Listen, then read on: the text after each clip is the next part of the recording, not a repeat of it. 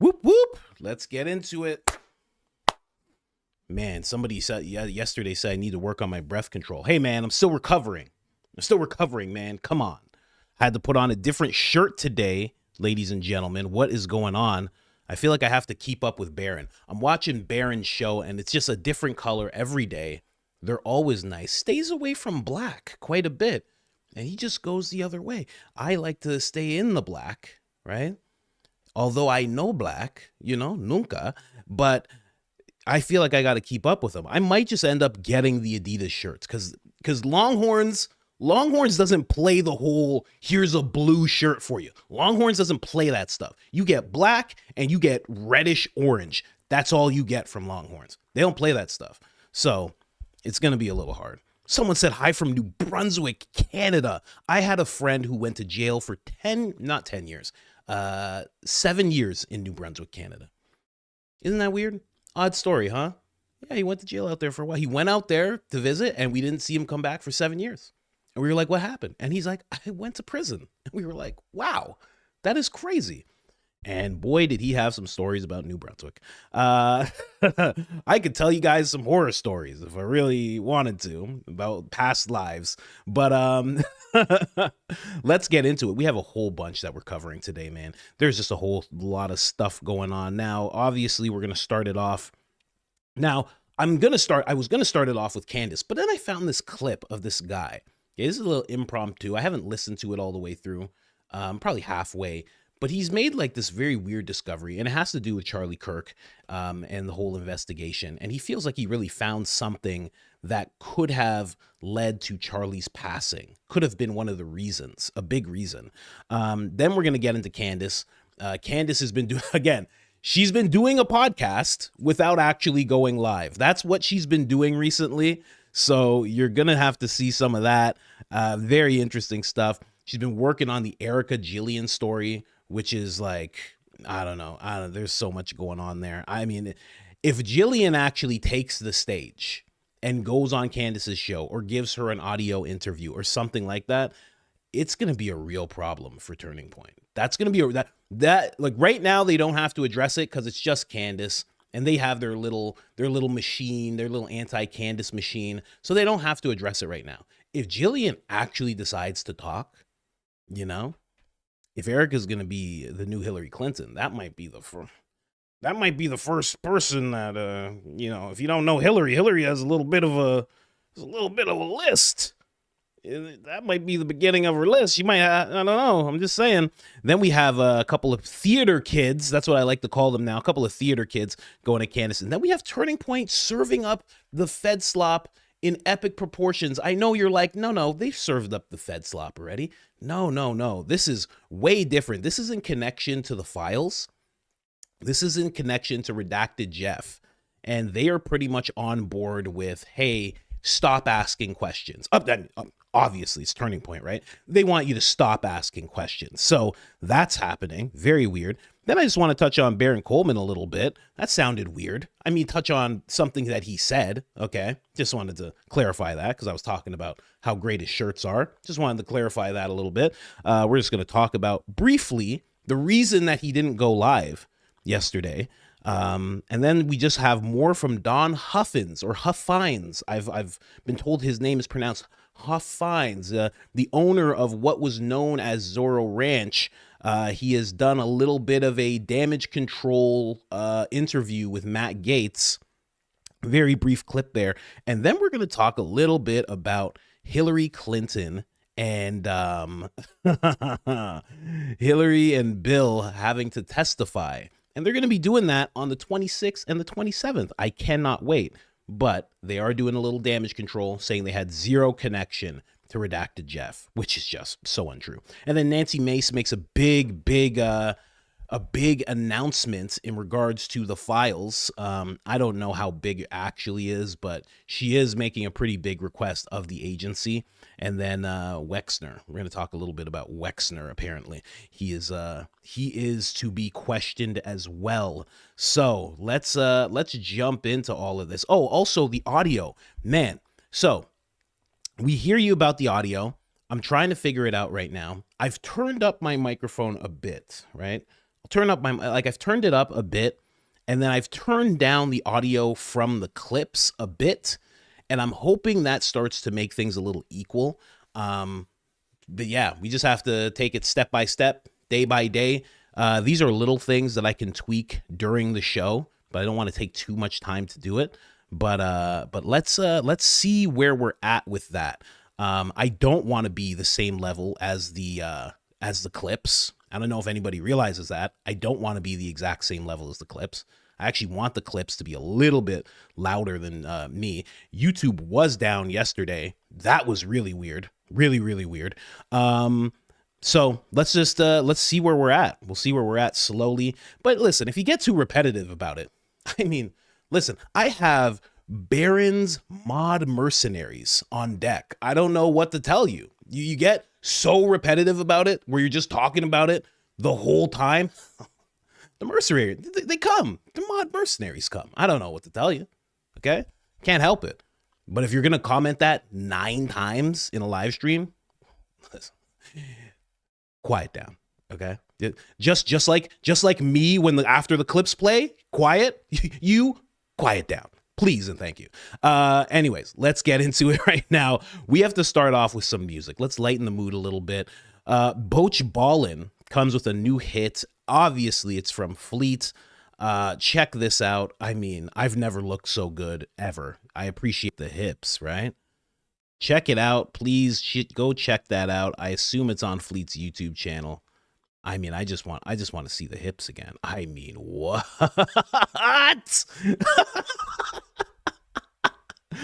What is happening? What is happening with the hips?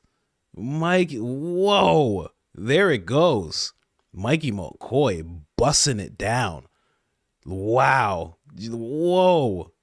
Jeez, that, ladies and gentlemen, no matter how you feel about it, that is what self-mastery looks like, okay? Just so you guys know. That is absolutely wild. Thank you so much, Fleet. Really appreciate that. That would have never popped up in my head. There's a lot of things that pop up in my head. That is not one of them. I would have never, ever thought to make Mikey have his hips popping like that. I've never in my life. Cardi B could never to Mikey McCoy. Are you kidding me right now? That was absolutely crazy. Magic Mike, somebody said. That's exactly it. That's exactly it. Magic Mike. Oh my gosh. Anyway, thank you so much, Fleet. I have to stay updated with the channel more so, but thank you for that. Lance sent that to me this morning. I made sure I had to play that. Please go visit Fleet's YouTube channel. Great channel. Let's get into it. I don't know who this guy is. Most people don't know who this guy is. This guy honestly could be like the next Baron Coleman. I don't know, because it seems like exactly like Baron, where Baron was just like, oh, I think there's something here and I don't know what this is. I'm going to show it to people and we'll see what they think. And then the Google trend thing, he just kept on doing it. Like, this guy is searching through the files and he's connecting dots, and he's clearly not experienced being in front of camera or anything like that. He doesn't know how to do this whole thing, but the information that he found is really solid. So let's listen to this. I did not plan to play this, so let's listen to it and see what's up here. Hey guys, I just spent the last 48 hours digging through the February 2026 Epstein Ledger unsealings, and I just found the exact money trail that connects the 1.3 billion JP Morgan scandal to the assassination of Charlie Kirk on September 10th. This is not a theory. 8 days before Charlie was killed on September 2nd, 2025, he issued an internal memo. He was starting a forensic audit of 2 for-profit companies, GSM Strategy and Lion Rock Ventures. These are the black box LLCs that TPUSA uses to move millions in consulting fees. He wanted to find the ultimate beneficial owners, which also means UBOs. That's when the clock started ticking. On September 8th, 2 days before the hit, a $350,000 logistics support wire was initiated through a Deutsche Bank. This is the exact same bank node the 2026 ledger proves Leslie Wexner and Leon Block used for their professional fee payouts. The money funded a ground team in Provo, while Charlie... Hey, I get it. Barron said that he was wrong. Barron is not Mikey McCoy, guys. Don't be confused. Barron's a great guy, like I'm a great guy. We are not Mikey McCoy, so we are not the end-all be-all. I still want to hear him out. Charlie was on stage. 2 Egyptian Air Force jets were on the runway. One of them, SU-BND, powered on its transponder exactly 17 minutes after the shot was fired. The rental cars used by that Egyptian team billed directly to the same Delaware shell companies Charlie was also auditing. Fast forward to this week. The DOJ just unredacted the Big Six Epstein enablers. 2 of them, Salvatore Nuara and Zurab Makladez, are the architects of the security infrastructure that replaced Charlie's loyal guard with a third-party team 48 hours before he died. They used the same registered agents, CSC and NRAI, that Wexner and Epstein used for 30 years.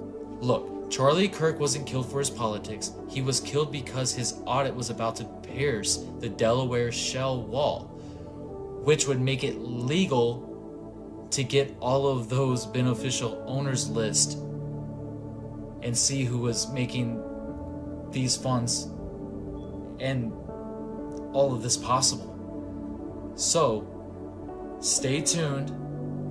If you guys want to know more details and everything, will definitely share everything. I'm not very good at video editing or anything, so if anyone can help me or anything, I would really appreciate it. I love you. Yeshua is king. Don't let anyone move your faith. So that's what he's saying about this whole thing. Now, I do think a big part of what happened to Charlie was because of that audit that he was trying to do. But I think it goes deeper than just the audit. I think there was some, the effort. Sorry, my apologies. I didn't even, who said audit? Who said that? I didn't say that. The effort, thank you for the correction there. But I think it was a little deeper than that. I think it was who's surrounding what, I don't think it was just the money he was looking at. I think he was starting to look at who was around the money and what they were doing with that money. I think it partly had to do with that. So who knows? People are saying, like, listen, if somebody has Barron talking about this, please let me know with like a timestamp. I would love to see what Barron had to say about this, because that was the first thing that came to mind. I was like, I would love to see Barron with this information and see what he thought about the whole thing. I'm sure if he thinks he's wrong, that's fine, but I don't know. I mean, you have to remember, it doesn't matter how many likes you have. It doesn't matter how many views you have. It doesn't matter how many subscribers you have. It doesn't matter how much you like someone or dislike someone. We're all the same in the space. There's an upload button. We all hit the same upload button. I actually have someone else hit the upload button for me. I'm a little different, but mostly we all just hit the same upload button. So you gotta, I try to respect everybody who uploads, you know, even Gary, as he steps into his role as Curly, as Graham Allen also tries to be the second Curly, and now they are both just spinning on the ground together in a room. I even try to respect that still, because running in a circle like that on the ground, completely covered in Fedslop, is very difficult. So you have to acknowledge everybody's efforts. And I appreciate that guy's trying to do it. And listen, that's his first video out. You don't know what the 10th video is going to look like. He might be a little bit wrong here and there. He might correct himself. He might actually become something. You have no idea. Fleet was just making her first videos just a little while ago. Now it's almost at 20,000 subscribers. You don't know. You just don't know what's going to happen with people, man. Let's jump into what Candace was saying. Okay, let's jump into what Candace was saying. Recently, she just released this. Thankfully, Project Constitution, always there, always helpful. He grabbed this. I was going to go to her Instagram and play this, hoping that it wasn't already deleted, because the Instagram story, it only stays up for like 24 hours. But he made sure to get this all. And Candace Owens is she's doing a podcast. She's doing a mini podcast right now with some information. Then we're going to jump into what she was actually saying while she was on X. For all the people who are not on X, you are going to get a little bit of an update that you have not seen before. Get your little bit of fix Here's Candace Owens, ladies and gentlemen. Okay, guys, so there is something that has been living in my head rent-free that I feel like I need to open up to the internet about. I feel like TikTokers can help me with this a little bit. Somebody told me that when you're doing an investigation, it's really good to go back to the beginning and you'll start to recognize things and see things in a new light that don't really make sense. And so I did that with this Charlie Kirk investigation. In the craziness of the aftermath of Charlie's assassination, we were told that there were witches who had put a spell on Charlie Kirk, and they had been contacted by a journalist, and then those witches put a spell on him. The journalist published the article on the 8th. Charlie somehow saw it very quickly on the 9th. A priest came over to pray over him, and by the 10th, he was dead. You remember this. So I decided to revisit that and was kind of shocked to learn that that journalist was brand spanking new. Like, she had started writing for the first time in May of that year, and just a couple of months later, she decides to head to Etsy, and of all people to cast a spell on and to try a witch's spell, she chooses Charlie Kirk. I don't know, all that just felt a little bit random to me. And then I dug a little deeper into the witches themselves, okay? Turns out the witch's Etsy page was also new because in the immediate aftermath, Charlie dies on the 10th, Etsy moved to suspend their witch's account, but I went onto Wayback Machine, and yeah, they had been on Etsy for just under a month, and suddenly someone bought a spell from them, and Charlie Kirk was dead. Take a look at their Etsy page that I dug up because it's going to get a little bit weirder. Okay, let's take a look at this. The Strick Sisters, 1 month old. So they literally just released this out of nowhere. They had never had anything. Listen, I got old eyes. Let me just go here because I want to read out to you guys, but I can't read it out here. I have to read it out on my phone because I am just getting too old. I'm getting too old and my eyes just don't work. So I gotta have my phone here. Okay, so it's just saying that there's 3 different spells. So basically they're selling spell packages here. That's the writing that you actually can't see, which is really, really weird. So yeah, they're selling these spell packages. One of them says powerful transformation reversal spell. Another one says brutally honest, no AI generated tarot card reading. Another one says personalized spell casting. So I'm guessing that's the one they bought. They put it at 50% off. It's a digital package, and that's it. That's it, and then the account goes away after. That's really odd. Let's keep going.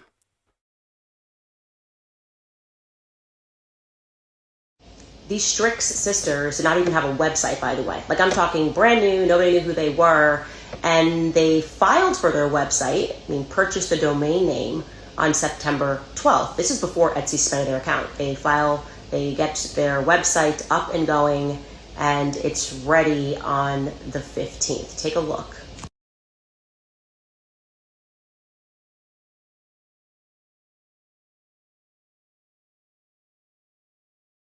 Let's actually look at that really quick. So website published on the as above, so below. All right. That's really weird. And you can do this yourself on Wayback, and you can see that when I say they built this website quickly, like, you could buy stuff and buy spells and curses on their website. So suddenly they're like very internet savvy and no one knows who these girls are. But apparently they also had access to the press because they published an article on September 26th in the Daily Mail. We are the witches. I am the witch that cursed Charlie Kirk. Who did they reach out to? How did the journalists know that this was not a hoax? Did they use their real names? I'll show you this article. Yeah, I remember when this article came out, everybody was talking about this. I'm the witch who cursed Charlie Kirk. I want to speak to Erica Kirk directly because she deserves to hear the truth. That is crazy. I wonder if Erica talked to her. They met up in a room. She's like, it was me. Erica's just like, my man. Good to meet you, dog. How you doing, dog? Hey, look. I forgive you. They both start clapping hands. Yeah. Oh, anyway, girl, how much I owe you? No, I'm kidding. That didn't happen. I'm being silly. Anyway, that's the article. We are told in the article that a priestess Lilyn is the one who cursed Charlie. Again, there are no names used for these individuals anywhere, so I'm just curious how the Daily Mail writer, Nick Allen, and also there was a writer for the Mirror UK, felt confident that they were actually speaking to the individuals who allegedly cursed Charlie Kirk. Did they give them their real names? Can somebody on the internet find their real names? Because I don't know, I'm just thinking that this is another individual that I'd probably like to speak to understand how all of this came together. It just seems very, very strange to me.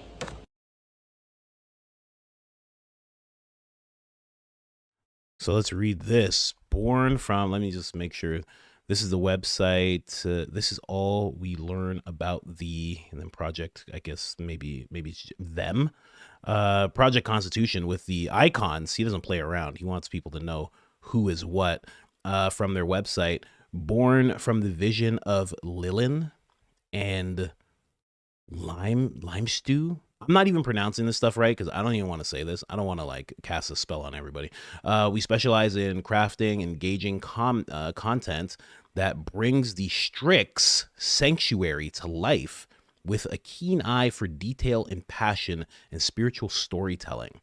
Okay, that's weird. Somebody also said in the chat, Strix is like Matrix. Could be a connection there. Let's keep going. Am I technically asking the internet to go on a witch hunt? Yeah, I want the names of these priestesses, their real names. I think that's fair. I think that's a fair ask. I have a feeling this might be another piece of the puzzle. Who put the quote unquote spell on Charlie Kirk that he was so concerned about the night before, which I call BS on. There were a lot of crazy people who wrote articles about us. Charlie losing sleep over a priestess who didn't exist a month ago seems a little extra to me. Anyways, if you find anything, email us at moretips@CandaceOwens.com. Thanks. Okay, that is so fun. Candace, you can't ask people to go on witch hunts for you. You can't do that. Come on. Am I asking people to go on a witch hunt? Yeah, I am. I think that's fair. Candace is the best, man. Candace is the best.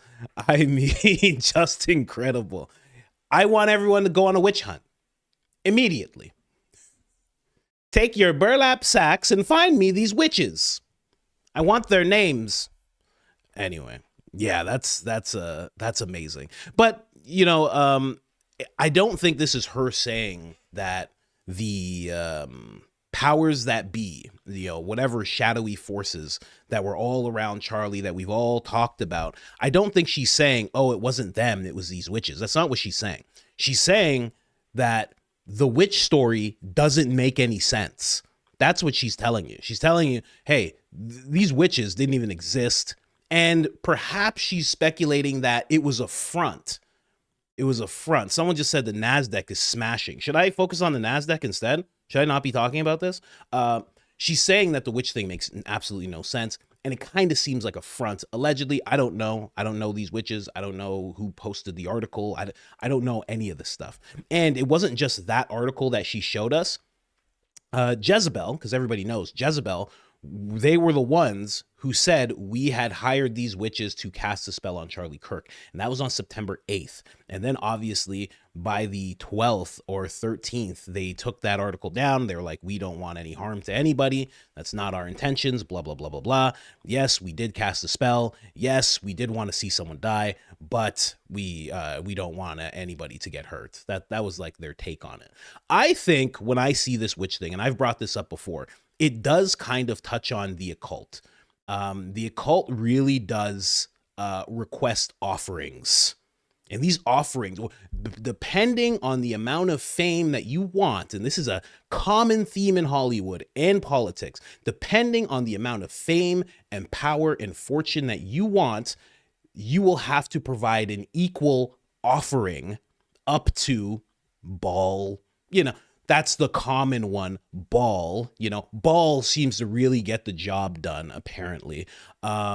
That's who they're calling out to. That's who they're offering things to. And then when you see that there is some spell casted, And then all of a sudden it's like, we need the priest to come and bless the people. I mean, look back in the days of offerings and see that every single offering, no matter what age, was always blessed by a high priest of a tribe, or, when whatever time it was happening, there was always a blessing put upon the offering beforehand. So I really gravitate towards like thinking of that when I hear this whole offerings type of thing. I don't know. But that is so the 401ks up. My apologies. We can talk about the 401ks after. I'm sorry. I know I'm a little I don't know enough about the Dow, and I really should, and I'm disappointed in myself. I understand. I'm very sorry about that. So this is what Candace was talking about in the Instagram stories. And then she also moved over to, oh man, make that much smaller. I mean, I kind of need it big, but I don't want it that big. You know what I mean? I'm just going to cover that word there. Candace is a wild card. You can see my favorite Bible verses up top now because I've moved the screen. Wild update, Erica Kirk / Jillian story. Someone sent me a tip. Upon further research, they discovered that at the time of her textual Candace is funny. Their textual relationship with Erica, Jillian lived in a trailer park within a neighborhood that is known for high incidences of rush hour traffic. If you get what I'm saying here when I say that, ladies and gentlemen, rush hour traffic. She said, I forwarded the information to Jillian and she confirmed that it is true. So to recap, after striking up a bizarre relationship with a 15-year-old who lives in a trailer park without a father, a then 25 Erica then proceeds to love bomb Jillian by telling her how beautiful she is, then asks Jillian for her address to send her chocolate covered strawberries. That's true too. She has to know her address. That's a little much, man. I gotta say, that's a little much. Meaning Erica, I mean, not even a little much. That's crazy. I couldn't imagine asking. Never. Meaning Erica was plenty aware of where Jillian lived. Erica knew she was not living with her father in a home, just like Erica knew she was young. And yet, according to Jillian, she did not stop Erica from arranging. This did not stop Erica from arranging for her to get photographs taken without ever communicating with her mother. Anyone defending this is demented. To be clear, I'm not accusing Erica of any crime, but I am saying that questions need to be asked because it is my strong opinion that it is utterly impossible that Erica continues to have Here, I'm just going to move that. I can't have those words up there. I'll just read it out to you guys. Erica continues to have proximity to people, places, and organizations accused of young people, rush hour traffic. Yeah. And this is, that's Candace breaking it all down. Now, you know what's really funny? I told you guys that people would start to try and defend this type of stuff. And right away, somebody reposted this. And they're like, it seems to me that Erica was just trying to help an underprivileged woman, an underprivileged girl. She was just trying to help her out. I was like, wow. Just if it was a guy, there'd be none of this. You'd be nuts to try and make those connections if this was a guy doing this type of thing. You would be looked at as insane. That man just seems like he's trying to help an underprivileged girl. That's all. He just wanted her to get her photos taken so perhaps one day she could be a model, and he just thought she was beautiful. And when he sent her chocolates on Valentine's Day, well, that was just chocolates that she really liked. And he remembered that she liked the chocolates, so he just made sure to send her something. He's just being very nice. When he said that she's a dime piece standing next to her car, all he meant is that she was looking exceptional that day. You'd be crazy if you tried to pull that off. Crazy. Like your work would call you and be like, we have to let you go. I'm so sorry. I don't know. You should have stayed out of that conversation. I don't know. We all saw it. We got to let you go. I'm so sorry about this. And then she just has, I think this is an email I can't tell who this is from. It just says, "Hi, Candace. I have an interesting connection for you regarding Erica Franzvi and Auburn Hills.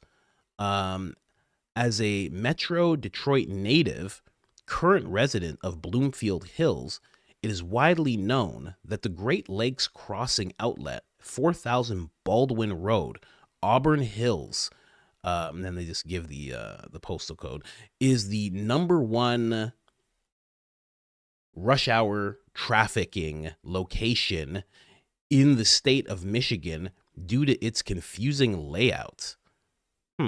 Close proximity to the I-75 expressway." I feel like the I-75 has some like weird lore to it. Like very weird. There's a highway that has a lot of disappearances. I wonder if it's the I-75. I should look into that. Expressway, making a getaway very easy and convenient in proximity to the urban bladed areas such as Pontiac.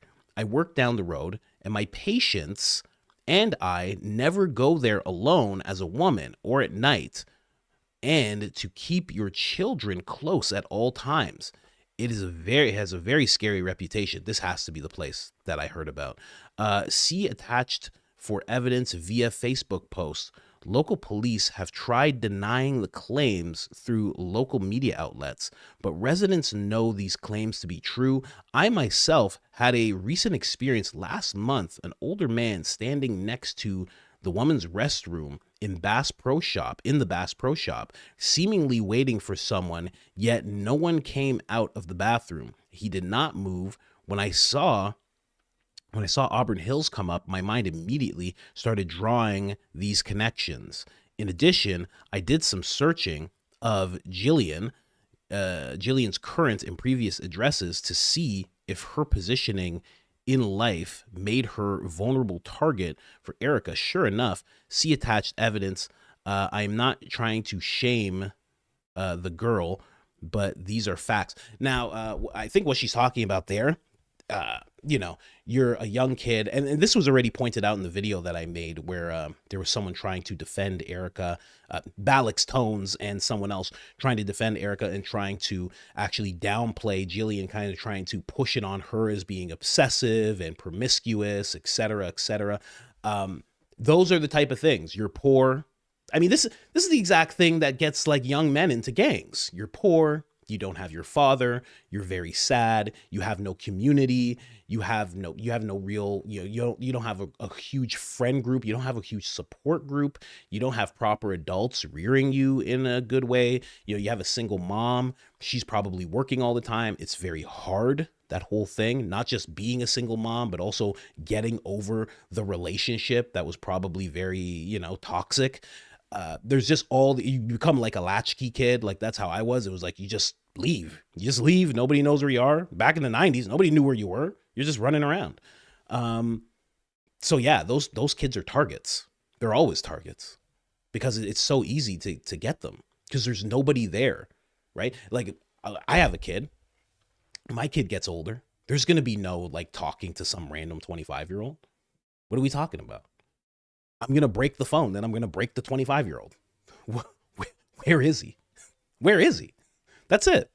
Hands behind your back. No, I'm not law enforcement. Just hands behind your back. Thank you. That kind of thing.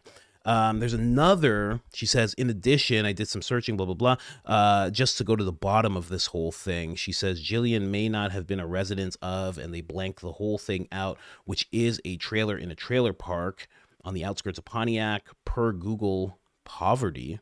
As per Google poverty. I was like, Google has a poverty app? I'm like, what? Poverty is considered a primary root cause and vulnerability factor when rush hour traffic happens to young people. Yeah, that's exactly what I was saying. It's 100% the thing that takes place to young people is when you're poor. You're poor, you don't have nothing. You don't have much of anything. You got no one around you. I mean, it's what you gravitate towards, right? Let's keep going here. We also had Candace. What post was this she was responding to? So she made that post. Then somebody said to her, I thought Erica's excuse for even meeting Jillian was because she was renting a house from Jillian's family or something like that, or something close to that. How and why the hell was she introduced to Jillian in the first place? Candace then replies and says the story is actually even more removed. Erica was at her then boyfriend's house, Josh Harrelson, I believe that's how you say it, who rented a house from Jillian's friend's grandmother. Jillian's friend was named, I don't know, how do you even say that? Chanel? Shannon? I've never known anyone with that name. Jillian went with Shannon to pick up the rent check from Josh. Erica was there and for some reason struck up a conversation and exchanged numbers with Jillian only. That's not what you do. That's just not what you do. As a regular person, that's not what you do. We have actually got up to 5,000 people in the chat. I did not realize. I apologize. I know Black Poppy. Yay! 6,000 in the chat. Do I have to do it again? I know Black. Let me do a different version. I know Black Poppy. No nunca negro papi. Anyway, let's keep going here. Let's keep going here. This is the last thing that she updated all of us on. Very weird, man. Very, very weird. How much information she's coming out with. Like, how are you going to do the podcast? Like, for me, if I had all this information, I'd be like, well, I have to save this for the show. How much more information does she have that she's like, I don't have to save any of this for the show? I don't know. But again, it seems like there's tens of thousands of you who don't have X. There's just so many people who won't even like step into that swamp of sorts. It is disgusting. It is at times. It's very vile. So I get it. I get why you don't have it. But I'm here for you. I'm in the trenches for you. Let's keep going here. She said, if were it one isolated incident that landed approximate to children in rush hour traffic, I might dismiss it as an unfortunate coincidence, but here is where we are at with Erica. Oh gosh, I didn't read this all the way through. I have a feeling this is gonna get real bad. Okay, it already says some things. I gotta flip it over here. Okay, number one, Turning Point USA, at the insistence of Tyler Boyer, who introduced Erica to Charlie and knew her for years prior, opens their headquarters directly across from Arizona Mills, one of the highest places, for young rush hour traffic in the state. A mere weeks later, Charlie and Erica have their first date. Erica is, for some reason, unable to recall how she knew or met Tyler. If you don't know about that, when Candace actually had a conversation face-to-face with Erica, she was talking about how she met Tyler. And Candace corrected her and said, well, you were at this, I believe it was a rally. I think it was a mega rally. And she was like, you were at that rally. You guys were standing like right next to each other. Like you had to have known him prior. And she's like, oh, yeah. I did know him prior to that. So she was just unclear or, just making up a thing, right? Sometimes people just make up things. I've always dispelled people who are like, oh, she's a pathological liar, this, that. I'm like, you don't have proof of that. I don't know. And it's like, you kind of do. Sorry, I dismissed what you guys were saying when you said that. You kind of have. You have a little smidgen of proof, a little bit, just a little bit. But I'm sure she's a great lady. When the sparklers and the glitter are all gone, I'm sure she's a fantastic lady. Number two, Erica ran Romanian Angels to work with Romanian orphans. She partnered with the U.S. Marines and worked with Colonel Otto Bushner. Colonel Otto Bushner is subsequently accused of rush hour traffic with Romanians, the orphans. It's so weird to have to read this stuff and make it funny. My gosh, not everything can be funny. I mean, that's such a weird thing to be caught up in. People say she was banned from Romania for that. I don't know if she was, but definitely Romanian Angels were. And that's a bad look. That's a bad look. They're like, Mr. Tate, you can stay. I have no idea what the Romanian accent is. Mr. Tate, you can stay. You, all of you here, have to leave now. Now, get out. You're sickos. It's okay, Mr. Tate. Really? Okay. Erica recently launched, number 3, Erica recently launched her Make Heaven Crowded tour with Pastor Greg Laurie of Harvest Christian Fellowship. She did this despite the fact that his church is currently facing 12 lawsuits from 2025. Wow, I didn't know it was 12. With accusations that they had rush hour traffic going on. Young people were hurt from a Romanian orphanage. Wow. And it was from a Romanian orphanage. Oh yeah. Laurie has those. Yeah, he has those charges around him in the church. And at the very least, people are saying, well, the lawsuits are saying it's negligence because he should have known. Like they speculate that there's no way that he could not have known what was going on and for how long it was going on for. And there was someone else who's charged directly with the crimes, but they're saying you had to have known. And if not, you're severely negligent. So either way, there's like a lawsuit coming at him. Number 4, Erica lived in China and worked with, now this is going to be an episode. She worked with young people who were in rush hour traffic, the victims. I didn't know that. That's crazy.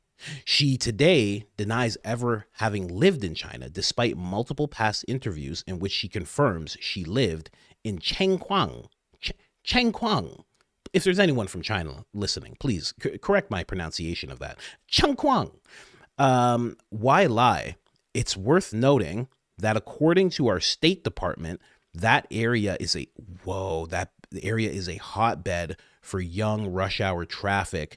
So it might be prudent for us to understand exactly which charity she worked with those victims. Whoa. And 5, Jillian lived in the number 1 neighborhood known for young rush hour traffic. Whoa. That is a lot.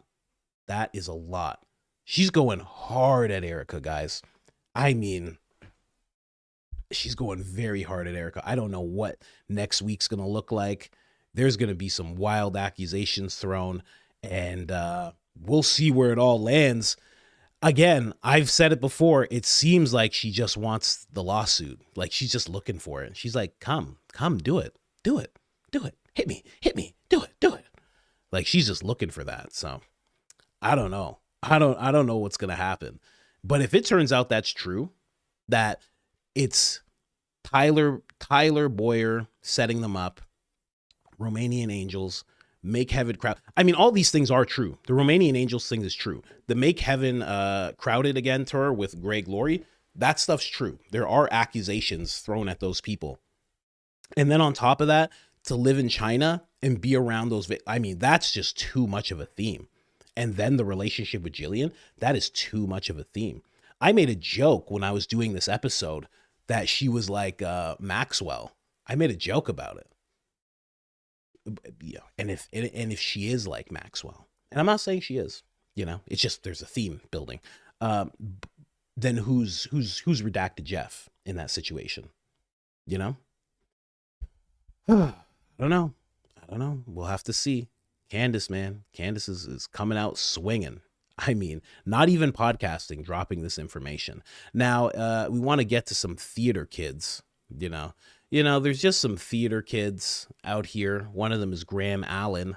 Okay. I mean, the head of digital media for the Department of Defense has some truth and justice to bring all of us. Get your ladles out. Graham's brought the slop for you guys. You guys want some slop? Graham has a good amount of slop. He salted it very well. And hopefully you guys enjoy it. Listen to this. That the thing that gave Charlie literal ulcers from anxiety and worry was Candace Owens.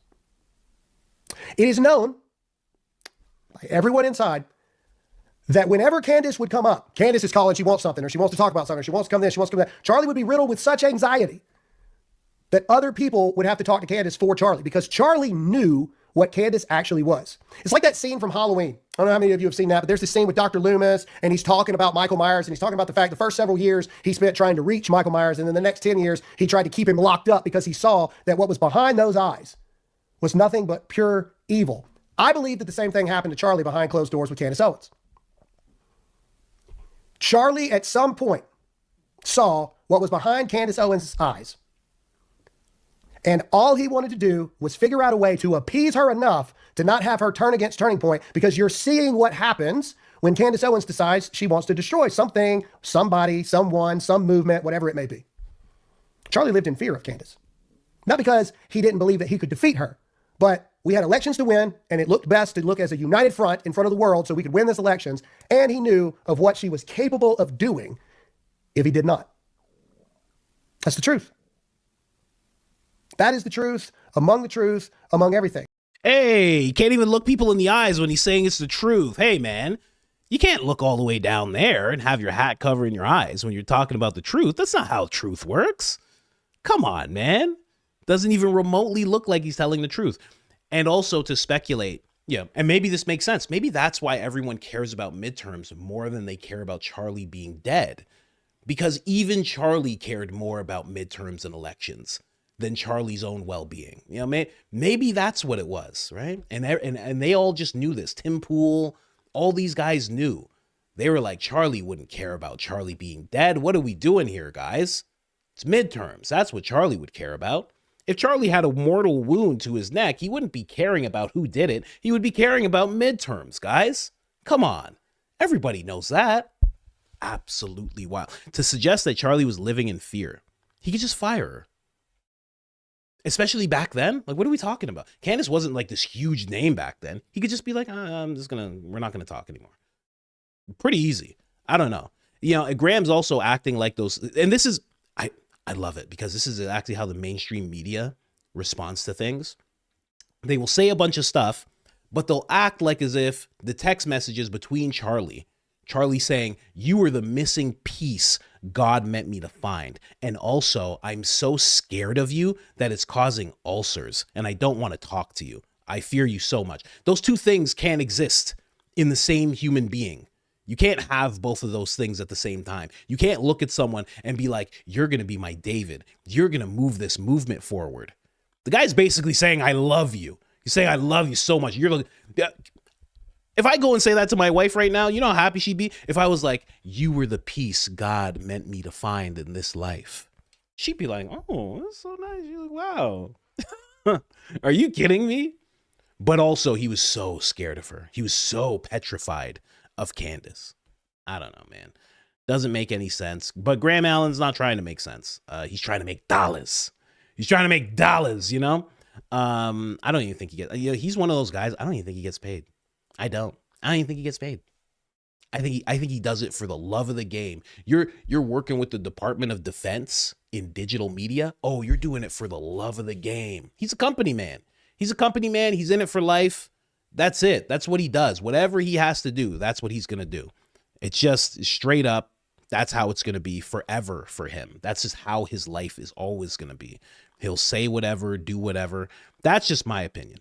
If I didn't know that this guy actually defended the country, actually went to combat, I would be like, this guy's a theater kid for sure. I mean, there's no other thing I could think of. Like, he has to be a theater kid at that point. But apparently not. Apparently not. I mean, thank you for your service, but also, you're a clown. I think I can say both of those things together. He's a clown, but thank you for your service. You can always thank a clown for their service. Anyway, let's keep going here. Baron Coleman says this. He says, I would assume this video is targeted at winning over men as she literally leans in to bash Candace Owens on behalf of, check notes, Salem Broadcasting. Very interesting. Now, this is Aaron Molin, and my first thought was, who are you? Who are you? I've never seen you. Who are you?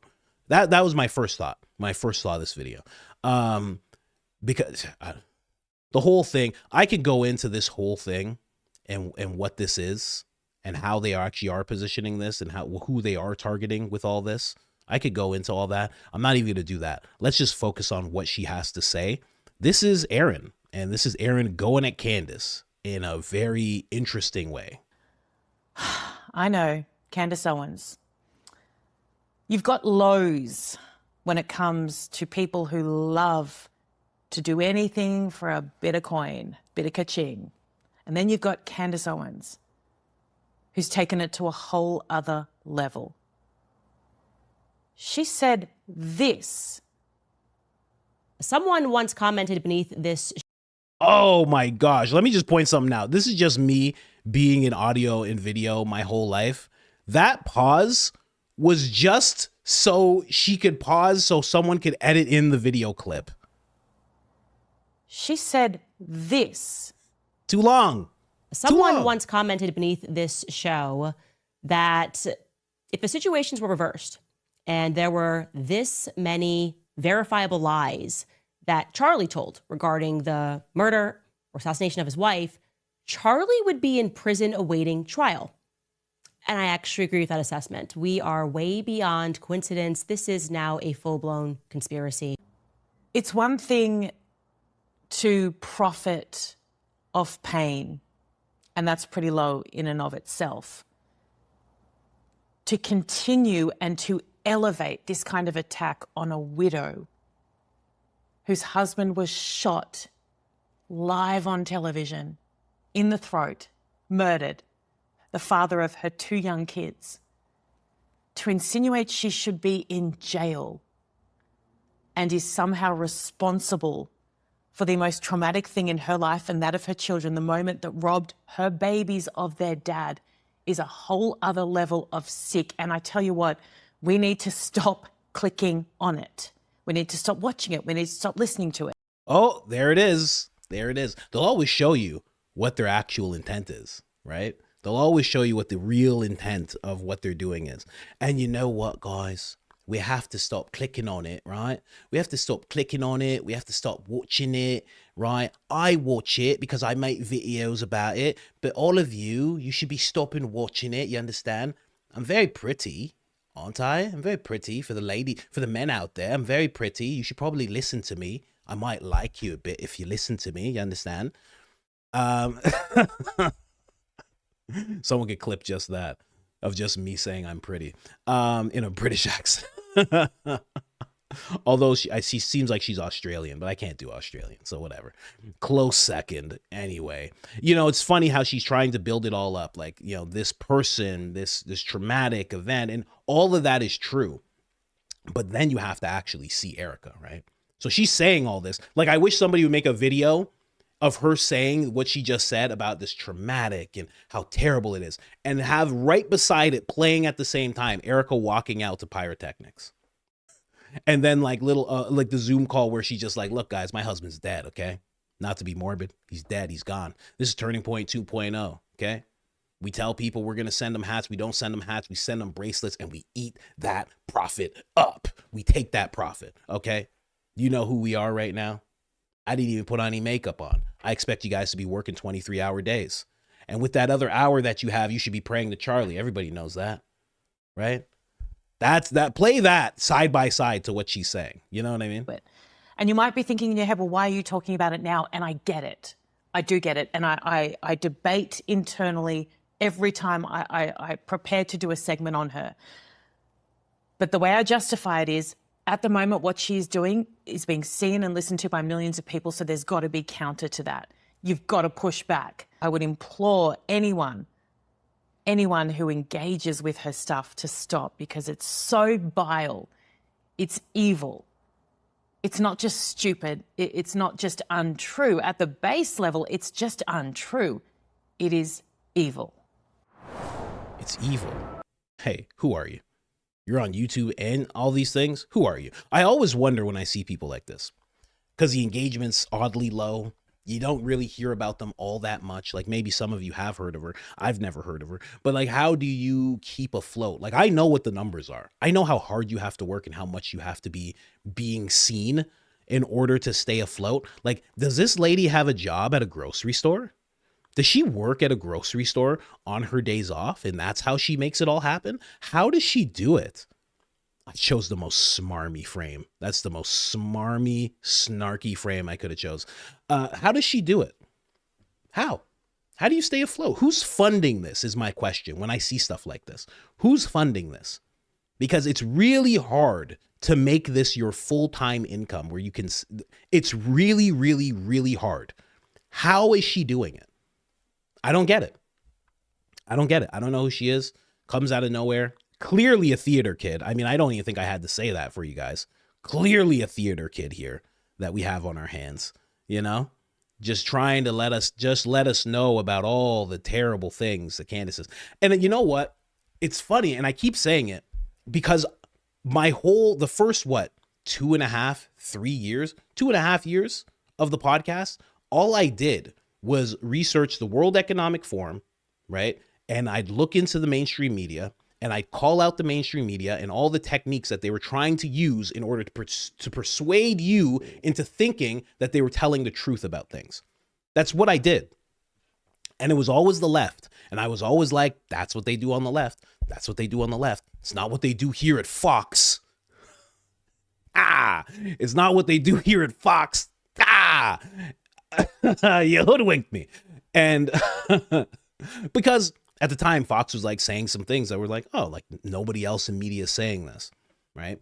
But the second that they got in power, right? And second their side got in power, they started doing the exact same thing. And obviously they've been doing this for years and, you know, but there were some things that they would talk about where I'd be like, oh, no one else is talking about this. No one else is touching on this subject. Man, it's so weird to watch it go from Joy Reid, Joe Scarborough and Mika, Rachel Maddow, Don Lemon, Anderson Cooper, to now it's Tim Pool. It's whoever this chick is, Aaron, the female Graham Allen, and then Graham Allen and Gary and Alex Tones. It's so odd to watch this transformation happen, where it went from this mainstream machine working to all of a sudden, whatever strings are being pulled, whoever's pulling those strings behind, all of a sudden move their gaze over to podcasting and independent voices. And now they're pulling the strings there. To see it in real time is crazy because these are the exact techniques. You know what I mean? Like, how did a YouTuber learn these exact techniques? Like, what's the difference between her and Erin Burnett? You probably don't even know who Erin Burnett is. She's from CNN. Russia banned her from Russia because she just is a liar. That was their reasoning. They're like, hey, you're so much of a liar that we don't even want you in the country. We don't even want you here. Because they like stage events and stuff like that. If you don't know who Erin Burnett is, it's this lady. It's this lady from CNN, right?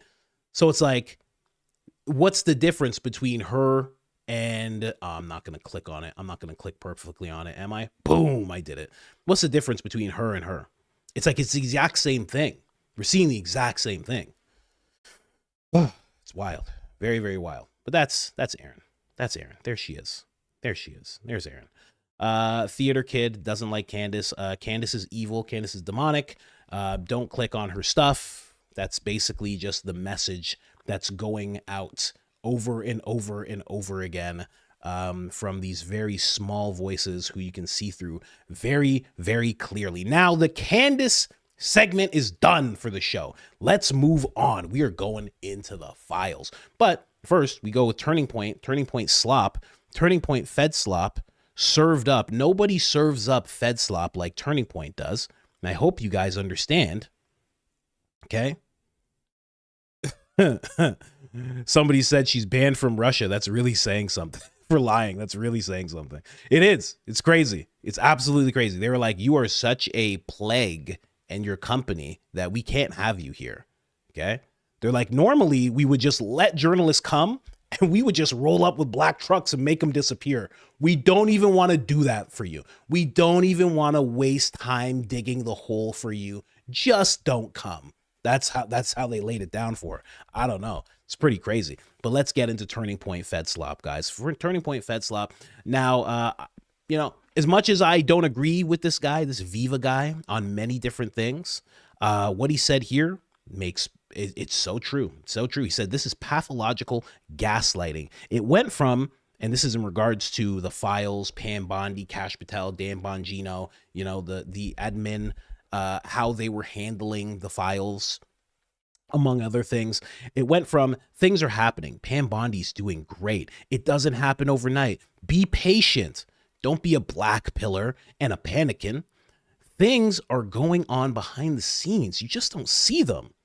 And it went from that to things, it's not happening and it's your fault. Literally overnight. It is wild to watch in real time. And of course, he's referring to this. Also, this person laid out pretty well as well. This is actually real. Of course, they could not imagine that this was actually real, what they're doing. I mean, the same way I just talked about the whole machine behind the scenes. I mean, Andrew and Blake are just that now. That's what they've turned the Charlie Kirk show into, sadly. You know, I know Charlie was always that guy who was hardcore on the right and he played that right and left game, but he would also step out of it. Like when it came to the files, he would step out of it. He didn't care, right? I didn't like the fact that he sat down with Gavin Newsom, but he would sit down with Gavin Newsom and kind of break that wall of the left and the right and have a productive, pleasant conversation with somebody like that. You know, civil discourse. It was his thing. Now, and thinking, independent thought, changing opinions. Now they're not doing any of that. Basically, this is Joe Scarborough. This is Mika. Basically, yeah, that's it. This is Joy Reid. This is Rachel Maddow. That's it. Just slap some glasses on them. It's basically the same person. This person says, this is actually real. I had to read it twice. So you're saying that Thomas Massie calling for the release of the redacted Jeff files is preventing the DOJ from going after criminals, meaning there are no criminals in the redacted Jeff files, no takers of life, no eaters of people, no rush hour traffickers, no child hurting. Ignore those. The DOJ is so busy putting PDFs online they're so busy putting PDFs online to focus on anything else. Gotcha. That's basically what this guy's saying. And the person that they're sitting down with is Mike Davis. Okay. So Mike Davis is making it very known that he has no problem just spilling out the Fedslop. I mean, this is insulting Fedslop. I mean, this is like Fedslop that he's like looking at us, he's spitting in it, he's mixing it up and saying, how much do you want? I mean, it's just absolutely ridiculous. This person says, do people think, do the people like Mike Davis think we are stupid? The DOJ has roughly a $40 billion budget this year, and he wants us to believe that no one is being prosecuted because releasing the redacted Jeff files is too big of a drain on resources. I absolutely guarantee that if you put me in charge of the DOJ with that budget, you'd see real accountability against people who matter and against the redacted Jeff child hurters. Grapist.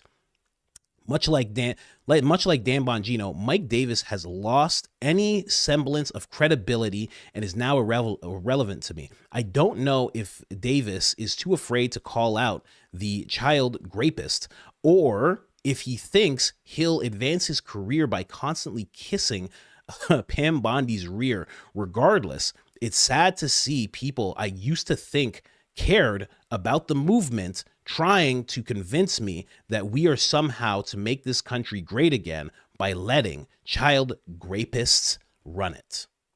Well said. Very well said. And now let's actually move on to the Fedslop so you guys can taste it for yourself. Okay.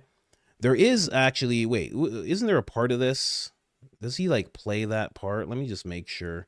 Yeah. So I don't want him to say this tweet out loud. So this is Mike Davis' tweet. He starts talking about all sorts of wild things, but it doesn't matter what he's talking about. It matters what he has to say now. Listen to this. Kind of overridden some of those initial concerns. Oh, okay, because that's how I was listening to it. Of course, that's how I was listening to it. Without a doubt, always listening to it on double speed. Let's hear the volume on this. The floor is yours. What do you guys think of that volume? Do you think that was too low? You guys think that? Let me play this one. Let you respond. Anyone who rapes kids. This one is a little. This one's a little louder. I'm going to go with this one instead. Okay, let's go with this one. I don't know. Sometimes different volumes. Initial concerns. The floor is yours. Yeah, I mean, this Transparency Act by Tom Massey and Ro Hanna, whatever the hell his name is, it did not produce the result they thought it would produce because they're morons. We see that they are grandstanders and they're more concerned about getting clicks and raising money for their congressional campaigns than getting to the truth. I would just ask, where was Thomas Massey and Ro Hanna, or whatever the hell his name is, where were they for the 4 years of Biden? When Biden was in office, they weren't demanding these records. It's obvious this is political. They also smeared 4 good men by saying that those men were implicated in this Epstein mess. And instead of acknowledging that they were wrong and apologizing to these 4 men who they smeared, they've doubled down and tripled down, and they've even blamed the Justice Department for their own stupidity. So those 2 members of Congress can go to hell. Yeah, and it does strike me, if you're a Democrat or an independent out there that's let's just say conservative. If you're conservative out there considering voting Democrat next year because you don't like the way that the DOJ, Trump's DOJ, or Trump himself has handled the Epstein thing, you have to ask the question. They were in power for 4 years and they did nothing. They sat on this until they saw a political opportunity to weaponize it against President Trump. Because they saw that our people wanted the Epstein files to be more transparent, to be released. But your point is very well. That's actually not true. Thomas Massey's been pushing for this for a long time. And he was pushing for it during the Biden administration as well. A lot of people keep saying he just started pushing for it, like out of nowhere. Like, no, he just started gaining steam. And it was because he butted up with somebody who was from the other party. And he was just like, screw it. Nobody on my side is listening, barely anybody. So I'll get with this guy. This guy's willing to actually talk about it. He's willing to name names if possible. Rakana is the one guy, despite the fact that I don't like him. I think he looks like he insider trades quite a bit. Possibly, allegedly, maybe, perhaps.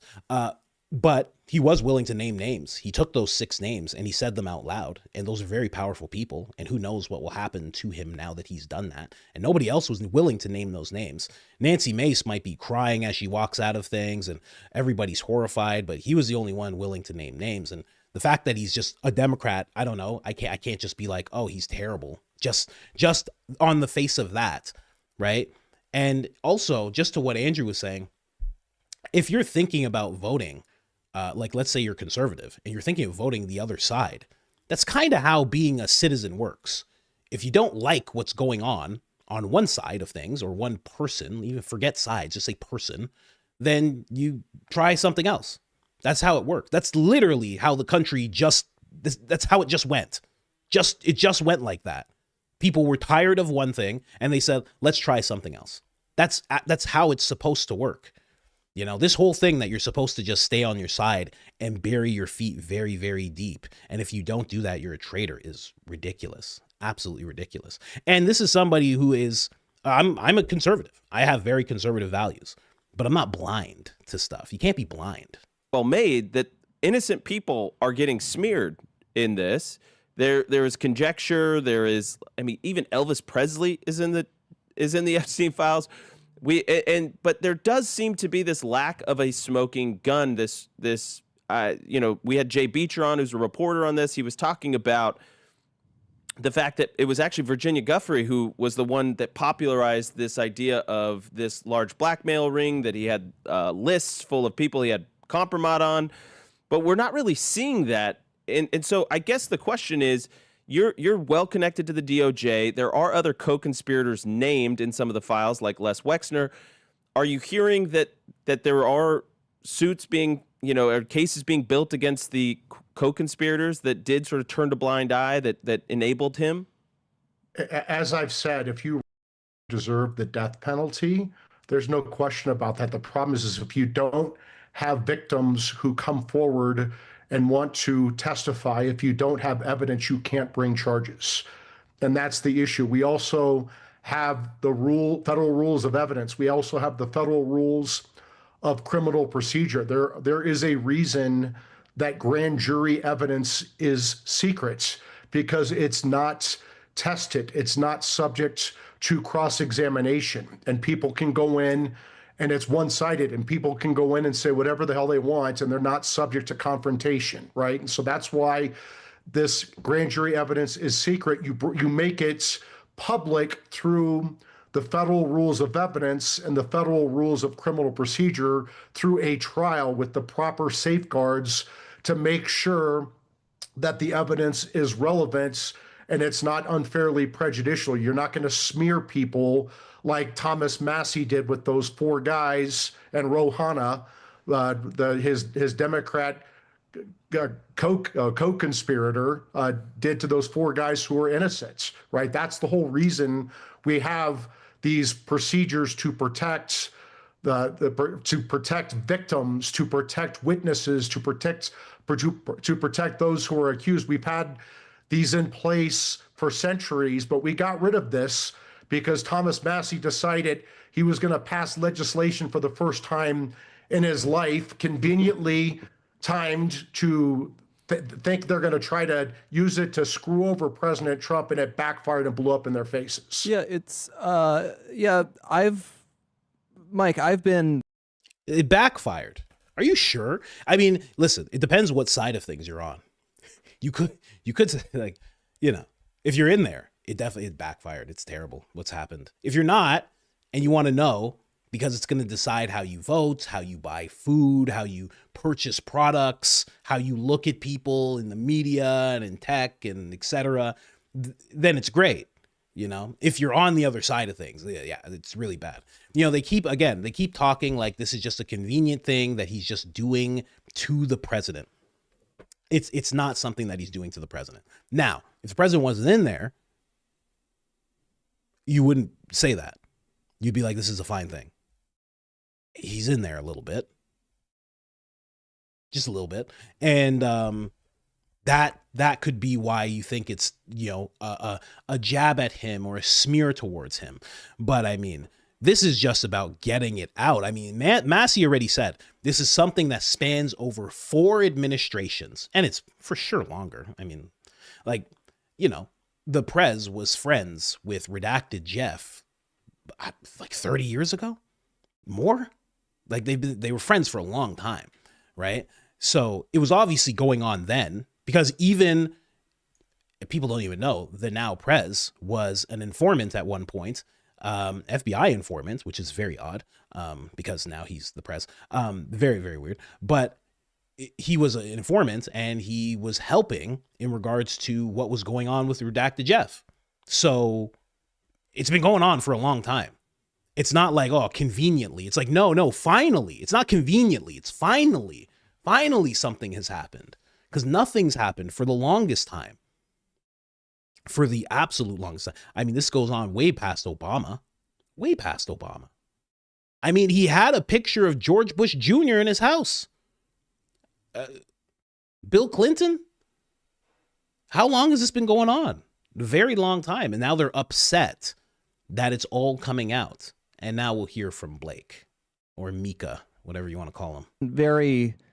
He's contrarian. I'm the contrarian. I've been skeptical about a lot of the Epstein stuff, probably, you know, since this really started to whip up last summer. And I think it's worth emphasizing what you said, where, you know, if you want to bring criminal charges, you need actual alleged specific acts by specific people. And I do feel there's been this miasma around it where it's like, why isn't everyone being charged? Why aren't there arrests and convictions? But as you say, like, considering we have so many alleged victims of all of this, there's been strikes me as a huge shortage of anyone stepping up to specifically say, I had this specific crime done to me by this specific person. And if you don't have that, what exactly are you going to indict? Well, there was one person. There was one person. And they said they loved their life. And they said they were, you know, a little bit scared, but they were willing to come out. And I think they're dead now. I'm pretty sure there is a girl, and she was coming out, and she was willing to testify, and she's dead now. So there's also that. Just, you know, I'm just bringing up things here You know, I don't know if it's really pertinent to their conversation, but I mean, there was somebody, okay? And then somehow they got it to the back of their head, and it was ruled that they did it. A little weird, you know? It's a little weird. Maybe that's why. I don't know. Let me make this other point that I think is important. If you want to bring accountability for the lawfare against President Trump, his aides, and his allies, then let's not demand that every good person in the Justice Department has to sit through months and months and months of document review on this Epstein BS, because that's what happens. The reason we're not seeing accountability on lawfare right now is because Thomas Massie and his Democrat buddies have all the Trump Justice Department people up to their eyeballs in Epstein document review for many months. So there are finite resources at the Justice Department, as there should be, and we had to focus on Thomas Massie's priorities, his political nonsense, rather than actually holding people accountable for their crimes. That's incredible. That's the spin. Wow. What 40 IQ person heard him say that and said, that makes sense to me? Are you kidding? That's crazy talk. That's why I read those things beforehand, what people are actually saying, because nobody is buying this. People are seeing through this. This is nuts. He's just like, oh, well, I mean, if they weren't up to their eyeballs in this BS, I mean, they're just sitting around all day with these black markers, just redacting things all day. I mean, they don't have time for anything else. That's amazing. And you know what's funny as he says that is that to distract from the files for months, Kash Patel has been coming forward being like, we arrested these people. We just found these people. We just made these arrests. We're doing great stuff. We just made these arrests. He's been doing that all day. So what are they talking? What do you mean? There's no resources. What are you talking about? What? That's why you have to push back, right? We're watching MSNBC right now, and you got to question them the same way. And just look at this guy's face, because that's what it looks like when he's lying, when he's absolutely lying. And it's all Thomas Massie's fault. I'm not even particularly a big fan of Thomas Massie, but he's doing something good. See, that's the thing. That's the thing. When it comes to being a sovereign citizen, that is the thing. You want to look at people who are doing good stuff. So you may not like him, but he's doing a good thing. Like, I don't like that Rokana guy, but he's doing a good thing right now, you know? Just like when Elon bought X, I was like, listen, Elon wants to put brain implants inside of people, and he's going to hook that up to X, and he wants to make X the everything app, which has your transactions and money and all sorts of things. He wants to put it all together, have brain implants, also have robots that have ChatGPT inside of them, but not ChatGPT, his own AI that he made after he said AI was bad. But he bought X, and that's pretty cool. You gotta be able to point out everything that's going on, you know? You know what I mean? That's why I've done some episodes about this guy. I've done episodes about satanic stuff and, you know, connection to agencies and stuff. I've done all sorts of episodes on this guy. You can't be blind, even if you like the person, even if you love the person. You can't be blind. Come on. You don't do that with your own family, but we're going to do that with this guy? Get out of here. Anyway, let's hear some more slop. Yeah, that's a really interesting point, Mike. So you have been you are become famous by being a bulldog, infamous. By being a bulldog. You are always on the front foot, on the balls of your feet, and you are moving forward, trying to go after the bad guys on the left, get the right judges, right prosecutors in place. I guess the question sort of, you could take it in either direction. What are we missing out on right now? Because you said they're up to their eyeballs reviewing documents on Epstein. What are we not doing?